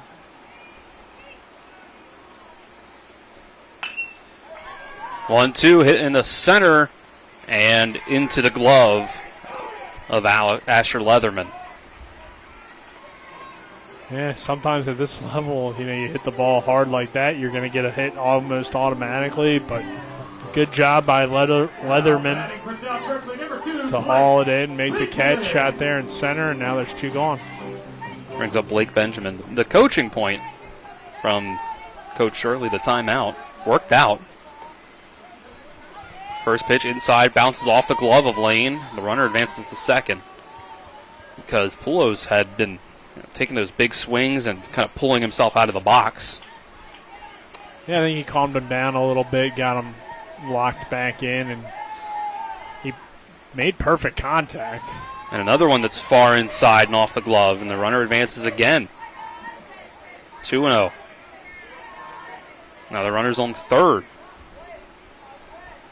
Maybe got under it a little bit, but I mean, it kind of felt like one of those MLB The Show type plays where you get the perfect, and you still hit a fly ball. This is on the ground. Snyder gets it in the glove, throws to first, gets the out. Jace Brown, a couple wild pitches, lets that runner move from first to third, but no damage done. We move to the 5th. Martinsburg still leads 4-2. Only 2 more innings before we see who moves on to the district tournament. This is a Little League Baseball and Talk Radio WRNR and TV10 back in 60. It's your wellness update with Floor Pools. Today, correspondent Robbie the Duck investigates new ways to manage stress. Let's go live to Finland. Well, our fine feathered journalist has discovered something truly relaxing. Saunas. Yes, saunas have been an integral part of life in Finland for over 2,000 years. Saunas help you find peace, reduce stress, improve circulation, and even detoxify your body. Go on, Rob. Now bring this Finnish tradition to your home. Floor Pools has the perfect sauna for you. From compact models to luxurious retreats, choose from traditional, infrared, or hybrid models. Specially priced starting as low as $73 a month at Floor Pools in Chambersburg, Hagerstown, and Martinsburg. Floor Pools' intrepid, web-footed field reporter will bring you future sauna updates right here on the All Quackness channel. Until then, remember, relaxation is just a sauna away.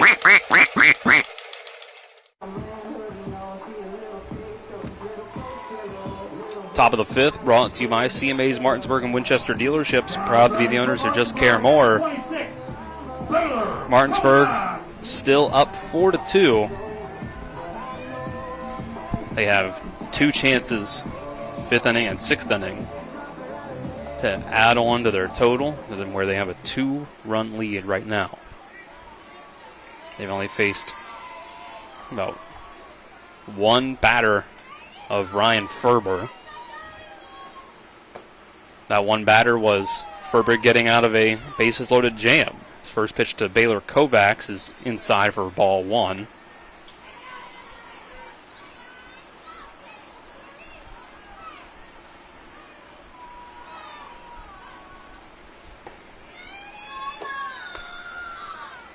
Here's ball 2 inside.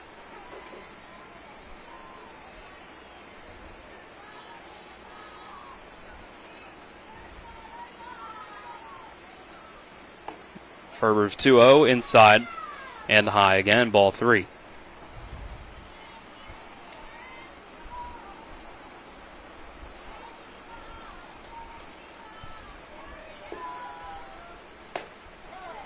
Kovacs shows bunt, pulls it back, gets across for strike 1. South Berkeley will see Kovacs, Cooper, and Leatherman at the very least in this inning. The 3-1 is low and a bit inside. It's a leadoff walk for Kovacs, who is now drawn a walk in both at-bats. Now batting for Martinsburg, number 11, Elijah Cooper. Always important to get that lead runner on. Cooper had a interesting at-bat last time, Dylan. He had the bunt that was originally ruled a fair ball, and he was thrown out at first, and then as he squares again here, but then they overturned it, realized there was a foul ball, and I believe Cooper then got a hit. So yep, worked out in a big way for Martinsburg. Eventually scored on that big hit to center by Truett Watts. Yeah, pretty much the difference in the game to this point. Going for a sacrifice this time, Cooper. It's Rissler running in from first, and a nice pick at the feet by Hostetter to make the out. Now batting for Martinsburg, number 14, Asher Leatherman. So, top of the order. It'll be a runner on second base and 1 out for Asher Leatherman.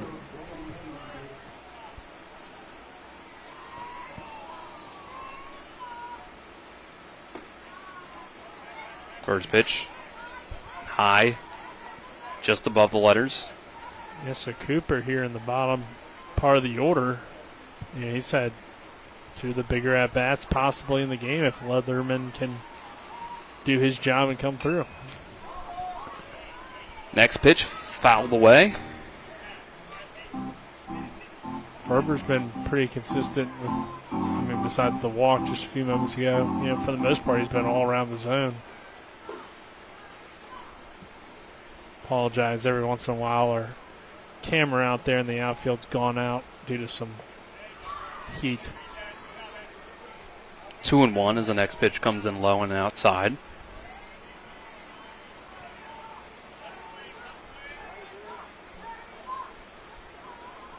Ferber, glove above the head, throws, bounces, good pick by Remsburg. It's 3-1. Leatherman reached on an error in the first and drew a walk in the third before coming around and scoring.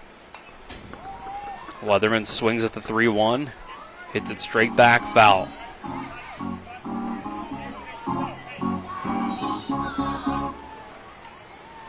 Full count. Leatherman steps back in. Ferber readies on the mound. Pitch. Low for ball 4.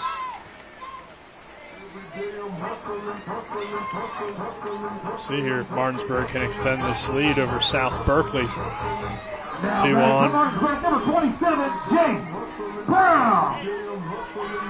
Chase Brown will have the chance. He's currently the pitcher. Chance to extend himself some run support. He's 1 for 2 with a single and a strikeout. He's going to swing at the first pitch. It's hit on the ground to second and under the glove between the legs of Poulos and into center. Play at the plate. just barely not in time. Kovacs scores and makes it 5-2 Martinsburg. Tell you what, Brown hit that ball hard on the ground. Yeah, maybe one that you'd like to see Poulos be able to get to, but it was a hard hit ball. It was, yeah. He pulled the glove up early. Yeah, he got in front of it. He was there. Just one of those situations where you got to get that glove down and look it all the way in. Glove down, butt down, as Clint Moss used to always tell me. Yeah, him and probably the majority of Little League coaches. Polhos is getting taken off of second base in favor of Nichols. Yeah, we've seen them kind of rotate throughout the tournament, so maybe just that error there, you just felt like you need Nichols out there. Maybe he feels a little bit better about his defense at times. So it is, I'd say, his second error. I have down 3 for South Berkeley. 2 at second, 1 at short. I mean, there's no guarantee, obviously, that Nichols makes the play out there either. It was a really sharply hit ground ball. It was just right to the second baseman. You'd expect him to probably make it. Mm-hmm. Here comes Truett Watts. 3 runs came around to score last time he was up. He takes strike 1. But now, ball 1. Let's say it was high. Now it's a 5-2 game, so all these runs here at the end just that much more significant, especially if Martinsburg continues to pitch well. Infield's in. Up on the grass. If you're South Berkeley, you're starting to run out of some outs. 1-0 is low and inside. And like you said, Dylan Watts, clearly a dangerous hitter in this lineup, so if he can rip one again, really break this game open. Ferber's 2-0. It's popped up in play, but it would have been Remsburg having to make it right by the Martinsburg dugout, and by the time he got his mask off, wasn't able to find the ball. Yeah, that would have been really tough. Yeah, it didn't stay in the air long. To make that play, it is, I guess, technically playable, but 2-1 count now. Watts steps back in. Here's a pitch, and another one hit foul. 2-2. Watts so far reached on that play out to center field in the third. His other at-bat in the first was a strikeout looking. Here's the 2-2. And it'll be another one fouled off. Another great at-bat here. I mean, a lot of these kids are battling today and getting deep into these counts.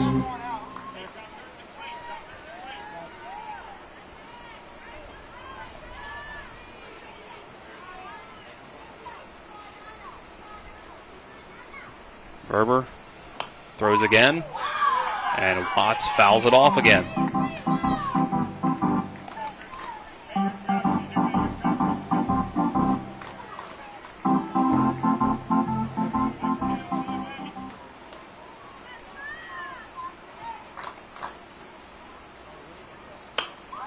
This is going to be hit high into left field. In play, caught, but tagging up from third and scoring is Leatherman. South Berkeley trades a run for an out. And Martinsburg extends their lead. Yeah, excellent at-bat from Watts. Push it across another run, finds a way to get one on the board. Not exactly sure. Bullpen action. Oh, okay. I didn't even realize there was a bullpen. Yep, on the in the home dugout, you have to run onto the field to get over to the dugout. Benjamin just did that with his catcher's glove, and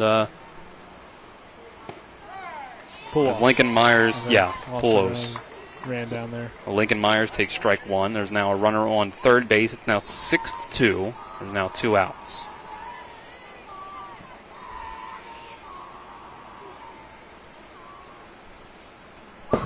Oh, 1. over the head of the catcher to the backstop, but again, short backstop here. Brown stays at third.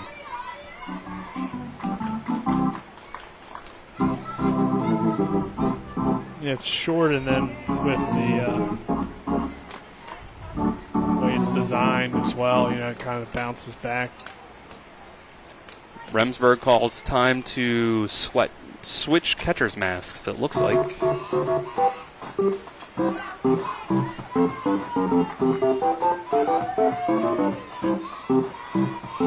Now Myers will get ready to step back in with a 1-1 count. Myers 0 for 2, grounded into a double play, and grounded out to third base. Both times hit it over to third. And this will be over the head of the third baseman this time. RBI single into left field. Brown easily scores and makes it 7-2. Yeah, this is a very impressive inning from Martinsburg. Now batting for Martinsburg, number 23. Whether it be Roberts. Things like sacrifice flies to get across runs, bunts, singles, doing a lot of the little things you need to do in order to be successful.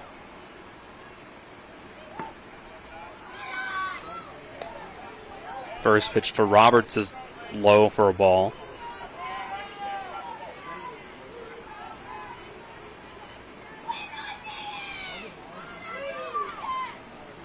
Ferber's next pitch, high. Ball 2.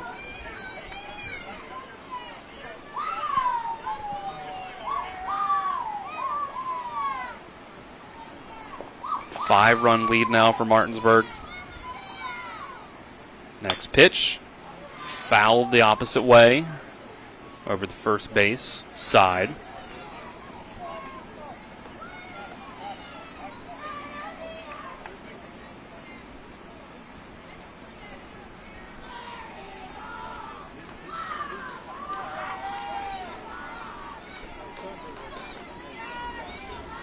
Ferber readies and fires. And again, Roberts will foul it away.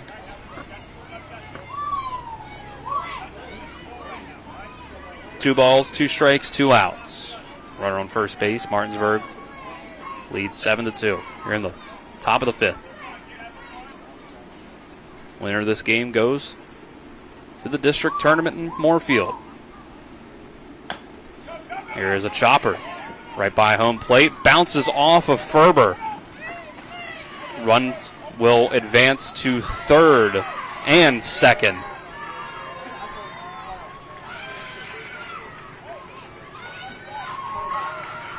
Martinsburg has a chance to keep adding on. Now batting for Martinsburg, number 13, Owen Snyder.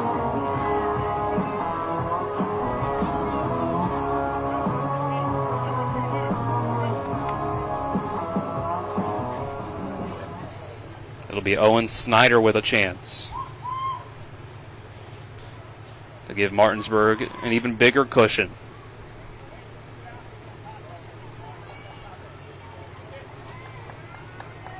Snyder sack, bunt, and strikeout looking.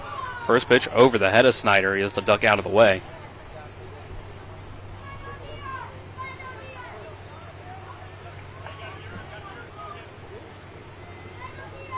One over the count now.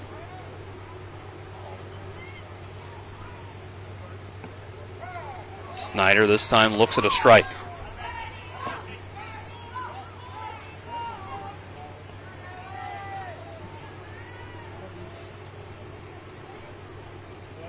1-1. Pitch. Snyder way out in front of it. Strike 2.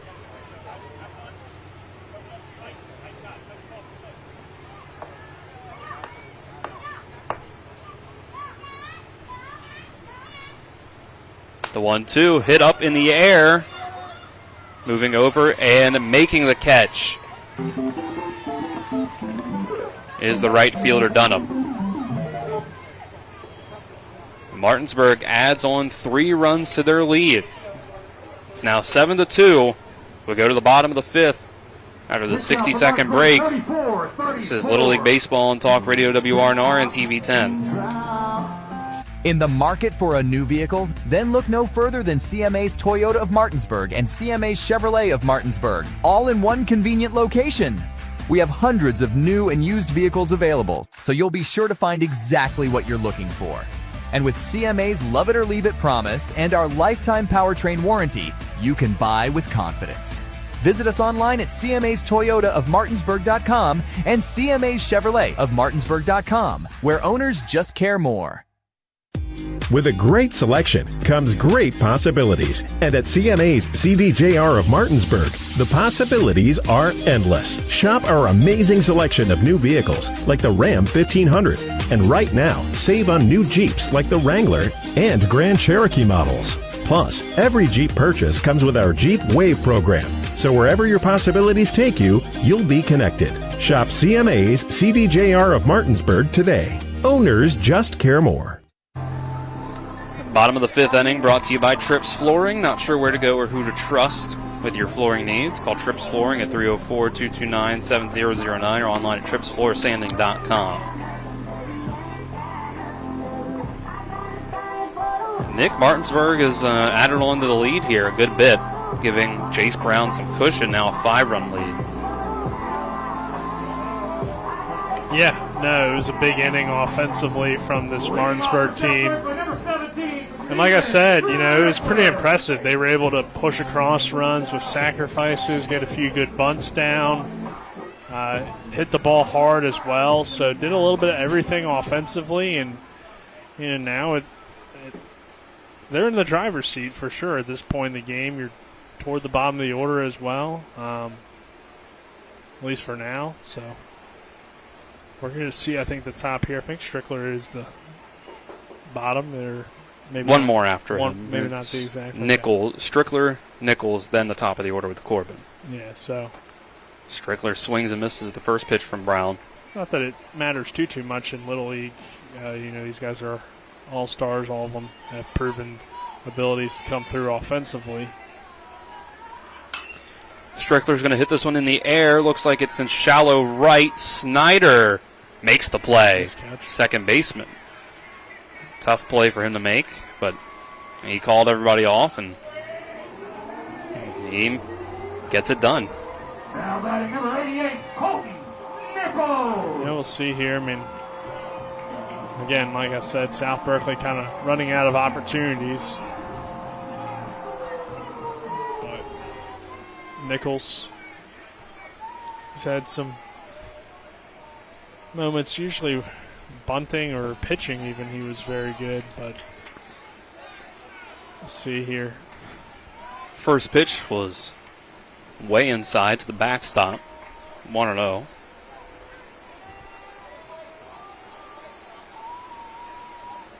Thought I overheard maybe on day one that Nichols was an 11-year-old, so you got probably two of, if that's true, probably two of the younger guys in this game going at it here. Ball 2 outside.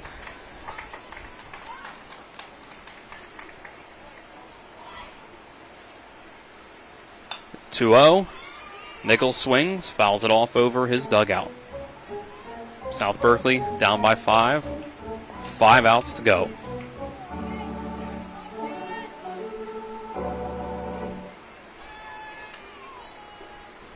The 2-1. Called strike 2.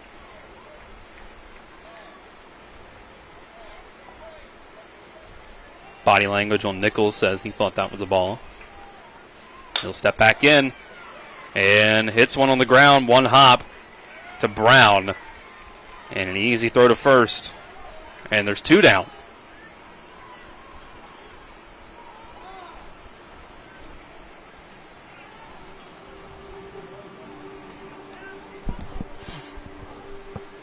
Time called.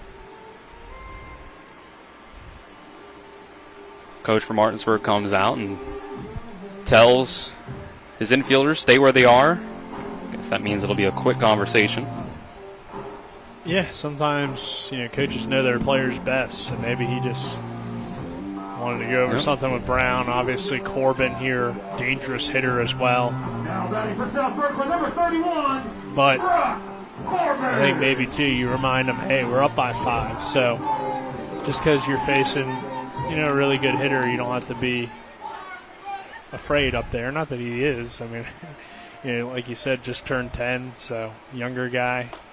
Nasty pitch, though. Gets Corbin to go out in front and swing at this one. You wouldn't know that he's one of the younger guys on the team based on how he's played. Number 2 hitter in the lineup. 0-2. I mean, it seems like it runs in the family because you can say kind of the same deal at the high school level with Jameer Brown. Yeah, it's kind of funny, you mentioned Jameer, current Martinsburg Bulldog. I'm sitting here like, oh, yeah, he does still have another year, doesn't he? It feels like we've been watching him for 10 years. And there's strike 3 looking. And it's almost like that inning went so fast that Martinsburg didn't immediately realize that was out number 3. 3 up, 3 down inning from Jace Brown. Sends down South Berkeley. They only have 3 outs to go. But they got to deal with Martinsburg at the plate one more time. Down by 5. We'll go to the 6th after the 60-second break. This is Little League Baseball on Talk Radio WRNR and TV 10.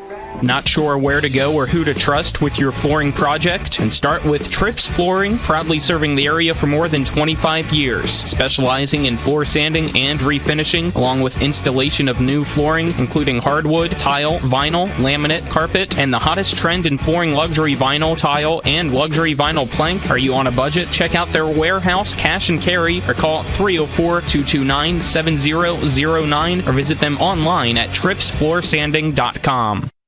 With 4 new car dealerships and 4 used car dealerships in 3 states, Parsons is the largest used car and fastest growing new car dealer in the tri-state area. Take Parsons Ford with huge savings on hundreds of new Fords, financing from 0%, Parsons' goal of financing for all, and Parsons' famous above-market trade-in allowances that help make Parsons #1 for used cars too. See why so many won't buy anywhere but Parsons Ford in Martinsburg. We became #1 by making you #1 first. Parsons.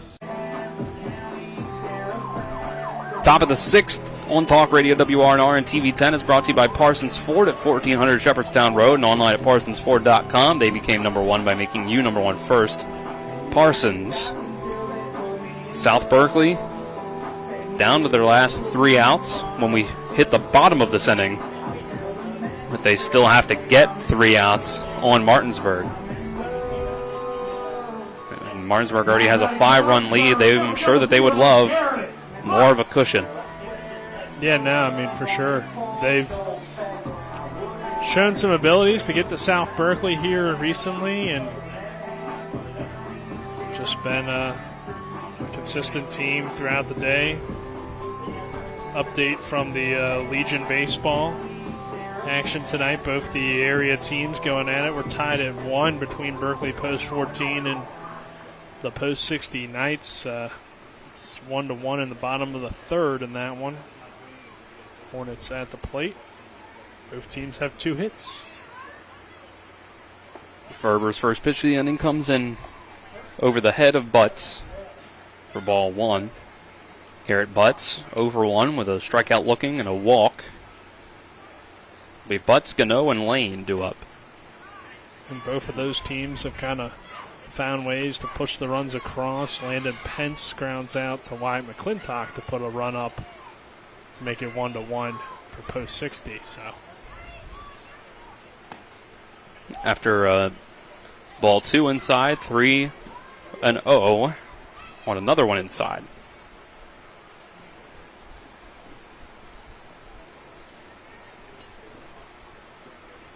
Ferber able to get strike 1 across. And Martinsburg getting toward the bottom of their lineup as well, so can South Berkeley hold it to just a 5-run game? Leadoff walk again here, though. Yep. So that's always crucial. Got time here, breaking the action real quick to Dylan. Saw this on Twitter, thought it was somewhat relevant. Probably a guy that I would imagine a lot of these guys maybe look up to and Chase DeWater at the minor league level. Former Hedgesville Eagle star, I would presume also an Eastern Panhandle Little League All-Star back in the day. DeLauder has extended his hitting streak to 10 straight games at, I believe he's at AAA at this point, and has reached base safely in 22 consecutive games. So getting ready to make that call, I think, are the Guardians, I would imagine. He got off to a slow start I saw this year, and it's nice to see Chase DeLauder. Of course, being a guy from the Panhandle, a lot of these kids probably hope to one day be in his shoes, and it'll be cool whenever he does get the call to Cleveland. We're getting a pitching change. Anthony Poulos will take a 30-second break. We'll be back with Little League Baseball on Talk Radio WRNR and TV 10. After a car accident, call the local law firm that can give you the help you need right now. Get more with Manchin Ferretti, the one with 115 years of combined experience fighting for West Virginia accident victims. Get more with Manchin Ferretti. The one that takes on the big insurance companies. Get more with Manchin Ferretti. We're Manchin Ferretti. After a car accident, we'll fight for every dollar you deserve. And if there's no recovery, there's no fee. So call right now. Get more with Manchin Ferretti. 304-264-8505.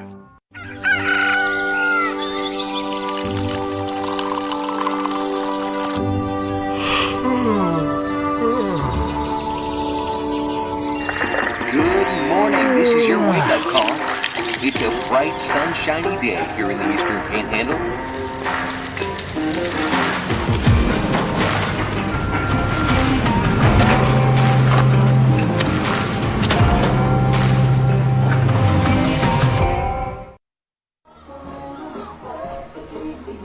Yeah, we'll see. The walk's just a little bit too much here for Ferber, and there is no tomorrow if you can't come back and win this one, so got to leave it all on the line if you're both teams.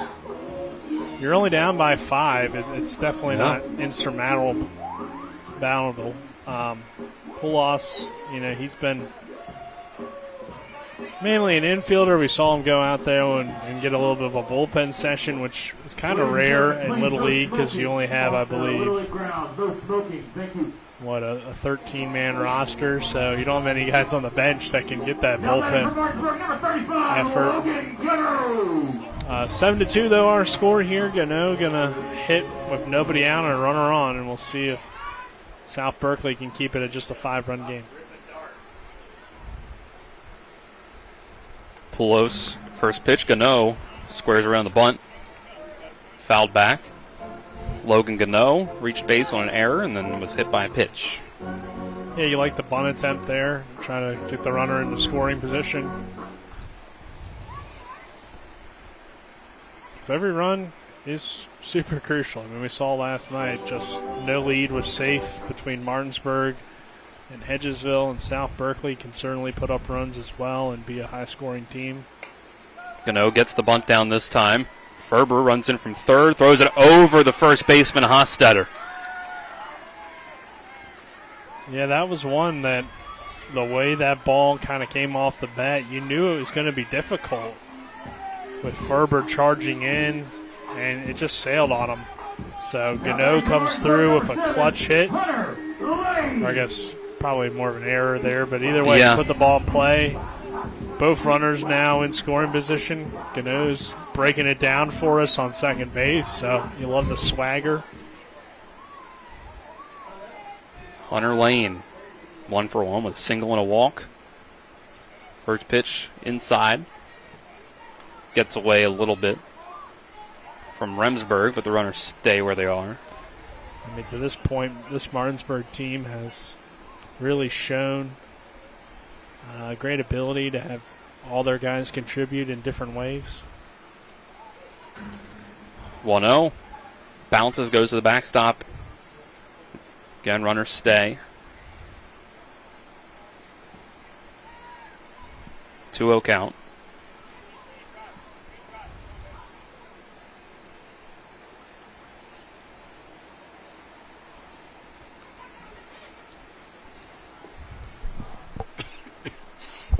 Here's the 2-0 from Poulos. Gets it off. Strike one.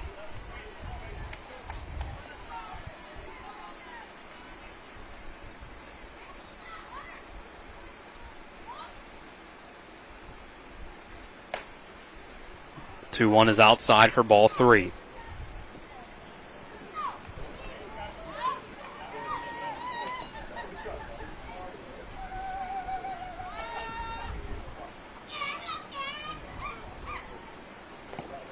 And 3-1 is low and outside for ball 4.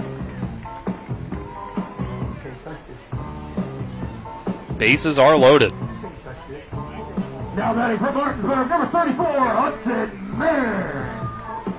And still nobody out, too, so things really slipping for South Berkeley here in the 6th.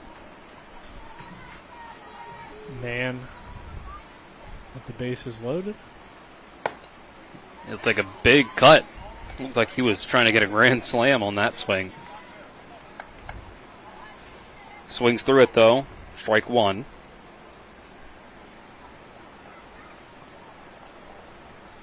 Oh, 0-1 from Pelos will be high and inside.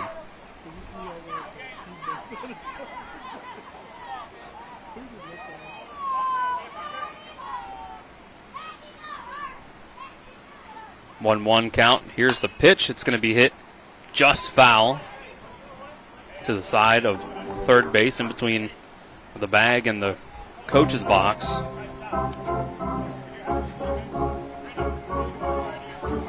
Counts 1-2 to Mann. Got the 10 spot in the order.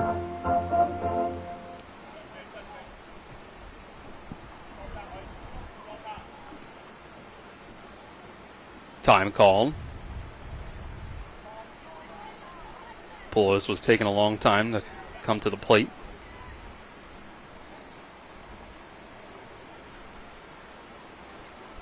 Now the throw. Big cut. Nothing on it. Strike 3. Out number 1. Well, we'll see. I mean, there's been a few times throughout this game where it feels like a team is going to put up some runs or get a big lead or whatever the case may be, but pitchers have at times really come through with some big pitches. You start off there with the out, and now a double play ball, and all of a sudden, the inning ends with no damage. So we'll see. Baylor Kovacs will start the at-bat with a 1-0 count. And now second pitch also out of the zone for ball 2.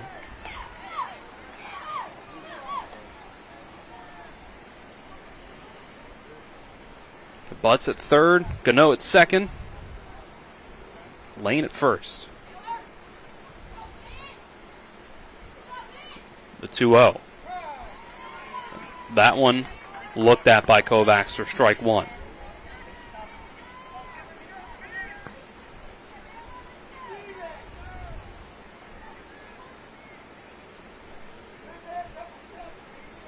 Next pitch from Pelos. Over the head of Kovacs, ducks out of the way. It's 3-1. Jefferson was able to advance as the champion of the area earlier in the tournament by beating both of these teams along the way. And the 3-1 is low. Ball 4. A run is walked in. Make it 8-2. Now batting for Martinsburg, number 11, Elijah Cooper. Surprisingly, that might be the first walked-in run of the tournament. At least one of the few. You're right. For the most part, we haven't had that.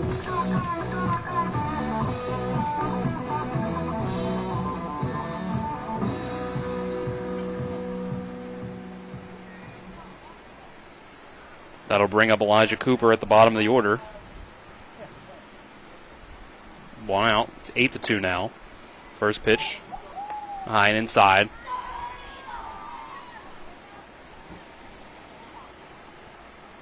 Cooper again here. I mean, he could possibly be at least in contention for a player of the game type of performance. With the hit he had earlier that extended the inning a little bit and had a nice sacrifice bunt, and now with the bases loaded could pick up some RBIs. 2-0 now, and the next pitch, low and outside, ball 3. Pelos just not able to get the ball over the plate right now.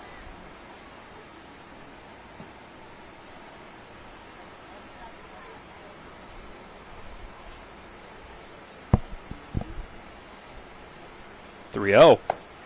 That one is in for strike one. Yeah, Cooper had that play where he tried to make it a sac bunt, ended up being called back. Turned it into a single, came around and scored, and then sac bunted next time around. And now here's another ball 4 and another walked-in run. Yeah, it's tough. I mean, at this point, this is South Berkeley's 4th game. Yep. So they've, ran through a good bit of pitching. It's tough. We're in the 6th inning. It's hot. It's definitely starting to get a little bit frustrating, probably, if you're South Berkeley. And whoever's in this, this first game of the bracket, it's always tougher for them because they, play the extra game. So whether you're South Berkeley or Morgan County, your road is tougher. I don't know what exactly besides that. It does feel like it is those two teams every year that have to play in that first game. 21, 2-1. But yeah, it's tough.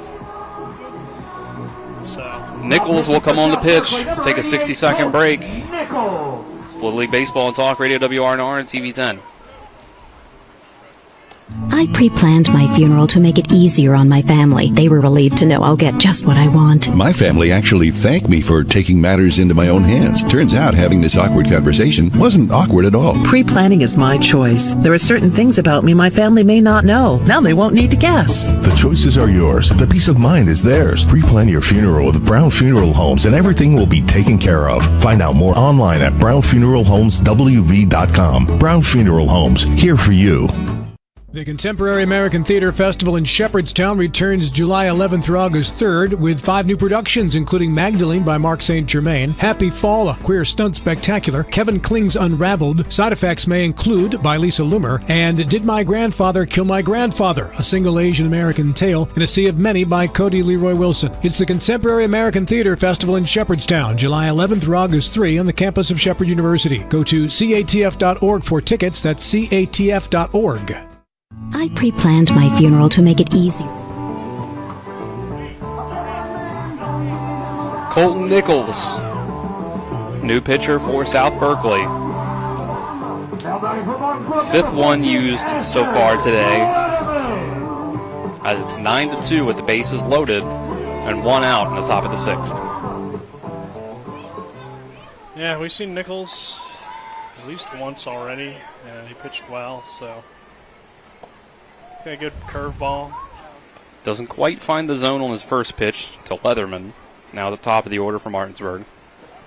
Maybe this might even be his 3rd appearance, honestly. They've ran through these arms a good bit. Swing and a miss on the next pitch. 1-1.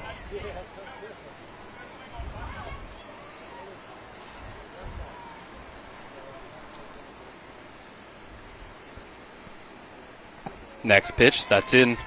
Looked at by Leatherman for strike 2.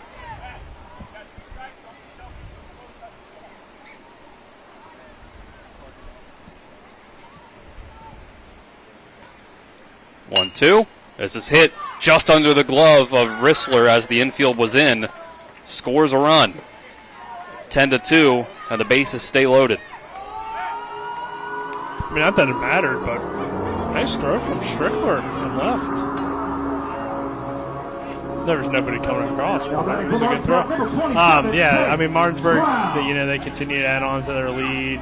It feels like at this point they're in control. Brown has been great here in the bullpen. He's definitely or in relief, I should say. He's definitely been a player of the game type guy. He comes up to bat, takes strike 1.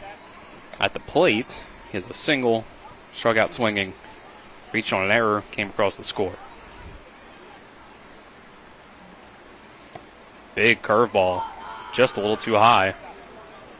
Makes it 1-1.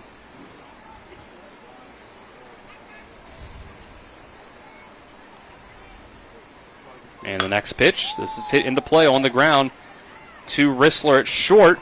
They'll trade a run for an out as Rissler bobbled it. Didn't have any play for a double play. Goes to first, gets the out, but run comes across. RBI ground out. It's 11-2. Now batting for Martinsburg, number 12, Truett Watts. And a chance for more runs to come in off the bat of Truett Watts.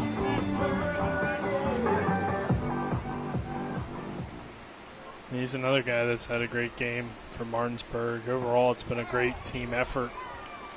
I think, presuming they're able to hold on here, they've kind of, to this point, proven to be the second best team in this tournament. Watts hits this one, gets it down into left field. One run will score, second one being waved home. Throw to the plate. Not in time, bounces over Remsburg. And on the throw, Watts will get the third. 2 more RBIs for Truett Watts. 13-2. Now batting for Martinsburg, number 3, Lincoln Myers.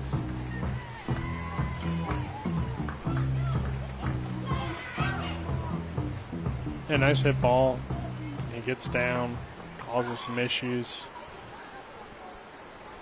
Throw a little bit offline, take an extra base on it. So Myers, big swing and miss at the first pitch.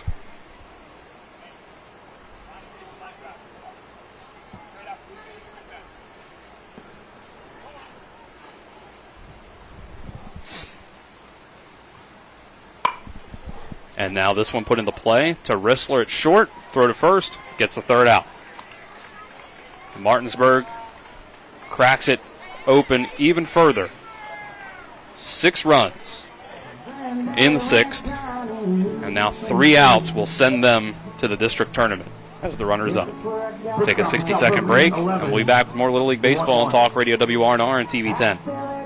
Life is evolving. Over the past decade, the way we do almost everything has changed. Get on your phone, see something you like, click on it, and it shows up at your door. Why should the way you have your car serviced be any different? Why waste your time going to a dealership service department when Hagerstown Ford and Hancock Chevrolet will come to you? They service all makes, all models, and offer full parts and labor warranties. Hagerstown Ford and Hancock Chevrolet will come to your door or office and service your vehicle while you're doing what you need to be doing, conducting that business meeting or mowing the lawn. Why take time out of your busy schedule when you don't have to? Hagerstown Ford and Hancock Chevrolet's friendly, knowledgeable staff will come to you where you live or where you work for full service maintenance, from oil changes to tire rotations, brakes, batteries, multi-point inspections. They handle it all. Hagerstown Ford and Hancock Chevrolet is committed to delivering the best of the best to their customers. Trust them to service your vehicle where you're at home or at work. Skip the time-consuming and terminal wait at the dealership. Schedule your appointment at fordofhagerstown.com or hancockchevy.com. Bottom of the 6th inning brought to you by Hagerstown Ford, revolutionizing the car buying experience. Buy your next vehicle online and they'll deliver it to you. If you don't like it, they'll take it back.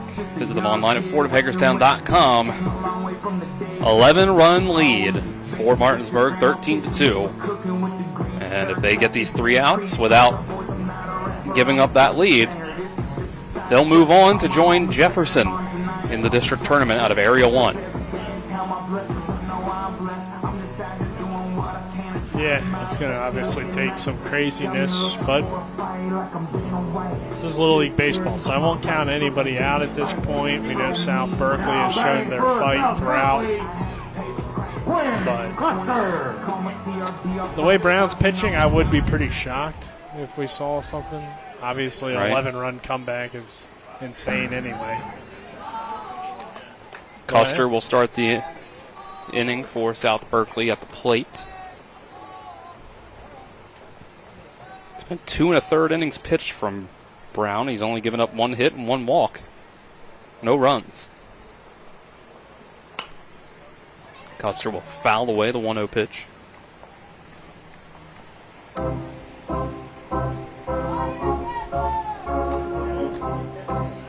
Custer, Hostetter, and Remsburg do up for South Berkeley to keep them alive.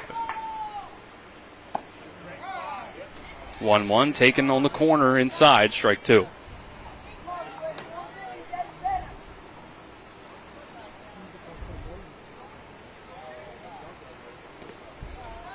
Next pitch bounces, evens it up at 2-2.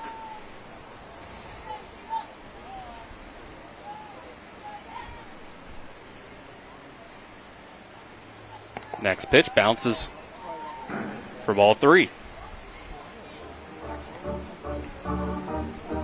Custer, 0 for 1. Struck out swinging and drew a walk.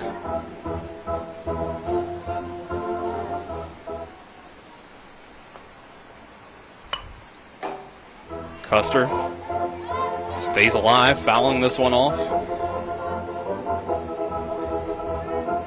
We get another payoff pitch.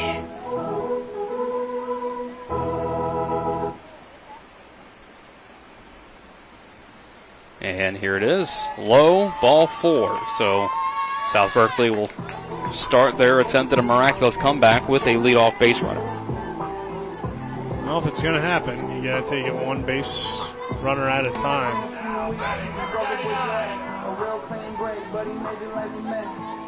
Hudson Hostetter, 1 for 2 with a single. Takes first pitch inside for a ball.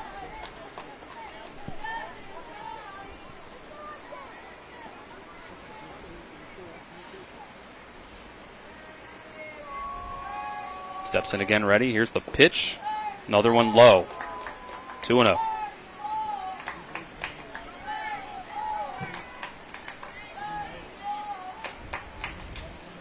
Brown throwing a solid bit of pitches at this point.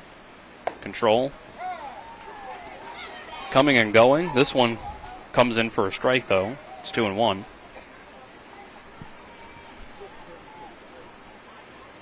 And the next one is low. Bounce and it has to be stabbed at by Lane to keep it from going to the backstop. 3-1, big cut, missed by Hostetter, a full count.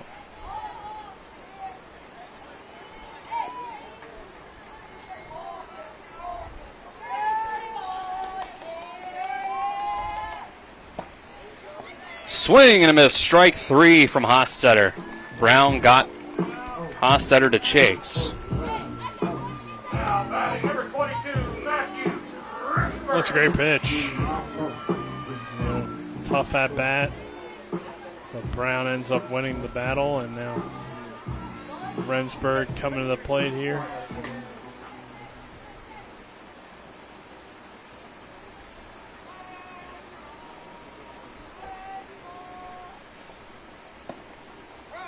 First pitch in for a strike to Remsburg.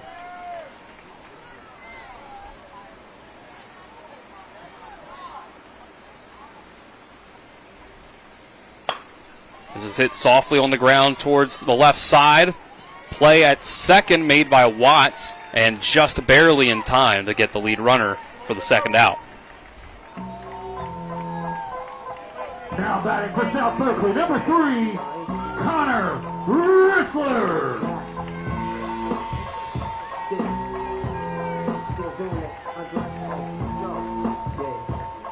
Hey. Getting some well-timed water brought to us as the first pitch to Rissler, hit right back to Brown, thrown to first. That's the final out, and Martinsburg moves on to the district tournament. 13-2, they get it done against South Berkeley.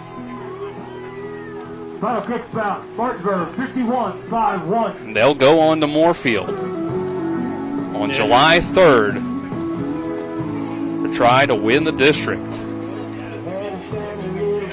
We'll take a 2-minute break and come back with post-game. This is Little League Baseball on Talk Radio WRNR and TV 10. The Palace Lounge in Martinsburg is the place to be. Join us every night to relax and enjoy football or basketball games featuring either the Martinsburg Bulldogs, Shepherd University Rams, or West Virginia Mountaineers. We will have steak night every Wednesday, trip nights every Thursday, and now taco and margarita nights every Tuesday. You can find us on Facebook or call 304-267-7520. The Palace Lounge is located at 1350 Edwin Miller Boulevard in Martinsburg. After a car accident, call the local law firm that can give you the help you need right now. Get more with Mansion Ferretti, the one with 115 years of combined experience fighting for West Virginia accident victims. Get more with Mansion Ferretti. The one that takes on the big insurance companies. Get more with Mansion Ferretti. We're Mansion Ferretti. After a car accident, we'll fight for every dollar you deserve. And if there's no recovery, there's no fee. So call right now. Get more with Mansion Ferretti. 304-264-8505. At Carter Myers Automotive, what we do today will tomorrow become what we've done. That's why Owners Just Do More no longer defines us. Our work is never done because what we live by doesn't have a finish line. We care. Our company of owners is moving lives forward every day by finding more ways to care before, during, and after your purchase. Because when you're happy, so are we. Carter Myers Automotive. Proud to be the owners who just care more. With 4 new car dealerships and 4 used car dealerships in 3 states, Parsons is the largest used car and fastest growing new car dealer in the tri-state area. Take Parsons Ford with huge savings on hundreds of new Fords, financing from 0%, Parsons' goal of financing for all, and Parsons' famous above-market trade-in allowances that help make Parsons #1 for used cars too. See why so many won't buy anywhere but Parsons Ford in Martinsburg. We became #1 by making you #1 first. Parsons. Post-game show on Talk Radio WRNR and TV 10s brought to you by the Palace Lounge on Edwin Miller Boulevard in Martinsburg with a full lunch and dinner menu with daily specials and a clean, comfortable atmosphere. Check out the menu on the Palace Lounge Facebook page. Nick, to get a game scoring summary, it was an early start for Martinsburg, getting up 1-0. Eventually extended that lead out with a big 3-run hit, or error, if you want to call it, off the glove of the center fielder, made it 4-0. Then South Berkeley answers back, gets a couple runs, makes it 4-2, but then from there, Martinsburg extends it out to 7-2 after the 5th, and then the top of the 6th, up to 13-2, and then they get it done with that final score to move on to the district tournament. Yeah, I think Martinsburg, like I said, during the end of the game really proved to be the second best team in this tournament.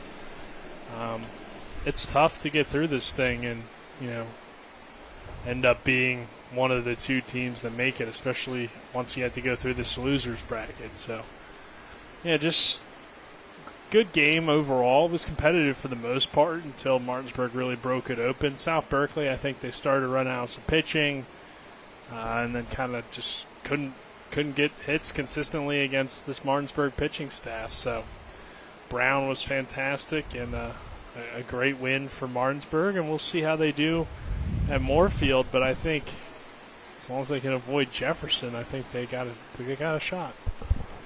Yeah. Our game scoring summary was brought to you by the Mansion Ferretti Law Firm in Martinsburg, where it's about seeking justice for you. Go to wvjusticelawyers.com, and we'll get to some stats here. Owen Snyder went 2 2/3, gave up 2 runs, 2 earned, on 3 hits and 3 walks, and struck out 3. And then Jace Brown, 3 1/3, gives up no runs on just 1 hit and 2 walks, and strikes out 3. And then on the other side of things, hitting for Martinsburg, 3 RBIs for Truett Watts. If you want to rule that play in center field a hit, I ruled it an error. It was off the glove of the center fielder. He'd have 6 RBIs. So you have that, and then an RBI from Jace Brown. 3 runs scored by Asher Leatherman. RBI for Lincoln Myers. Barra came across and scored. Butts, Gano, Lane, Kovacs all came across and scored. Kovacs scored 3 times.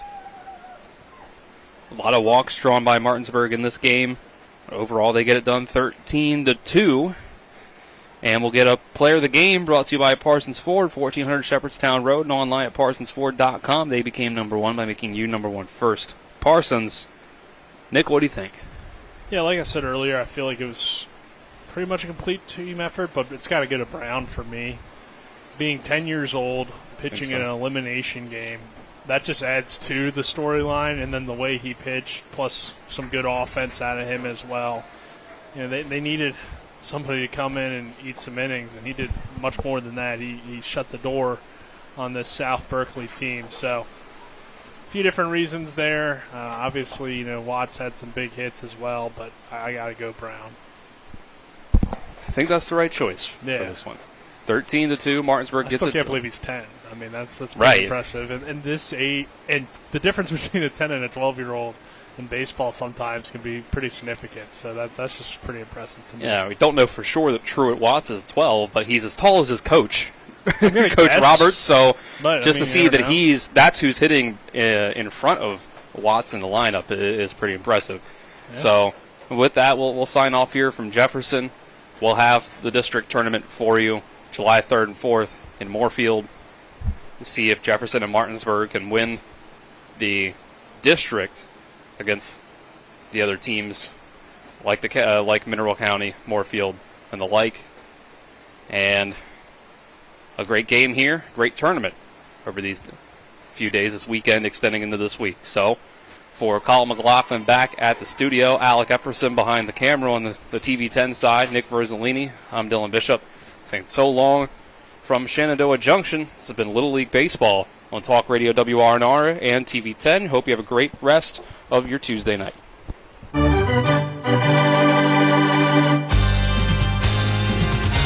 We thank you for listening to live play-by-play coverage of Little League All-Star Baseball. Little League All-Star Baseball is a special sports broadcast presentation of Talk Radio WRNR, Martinsburg. All rights reserved.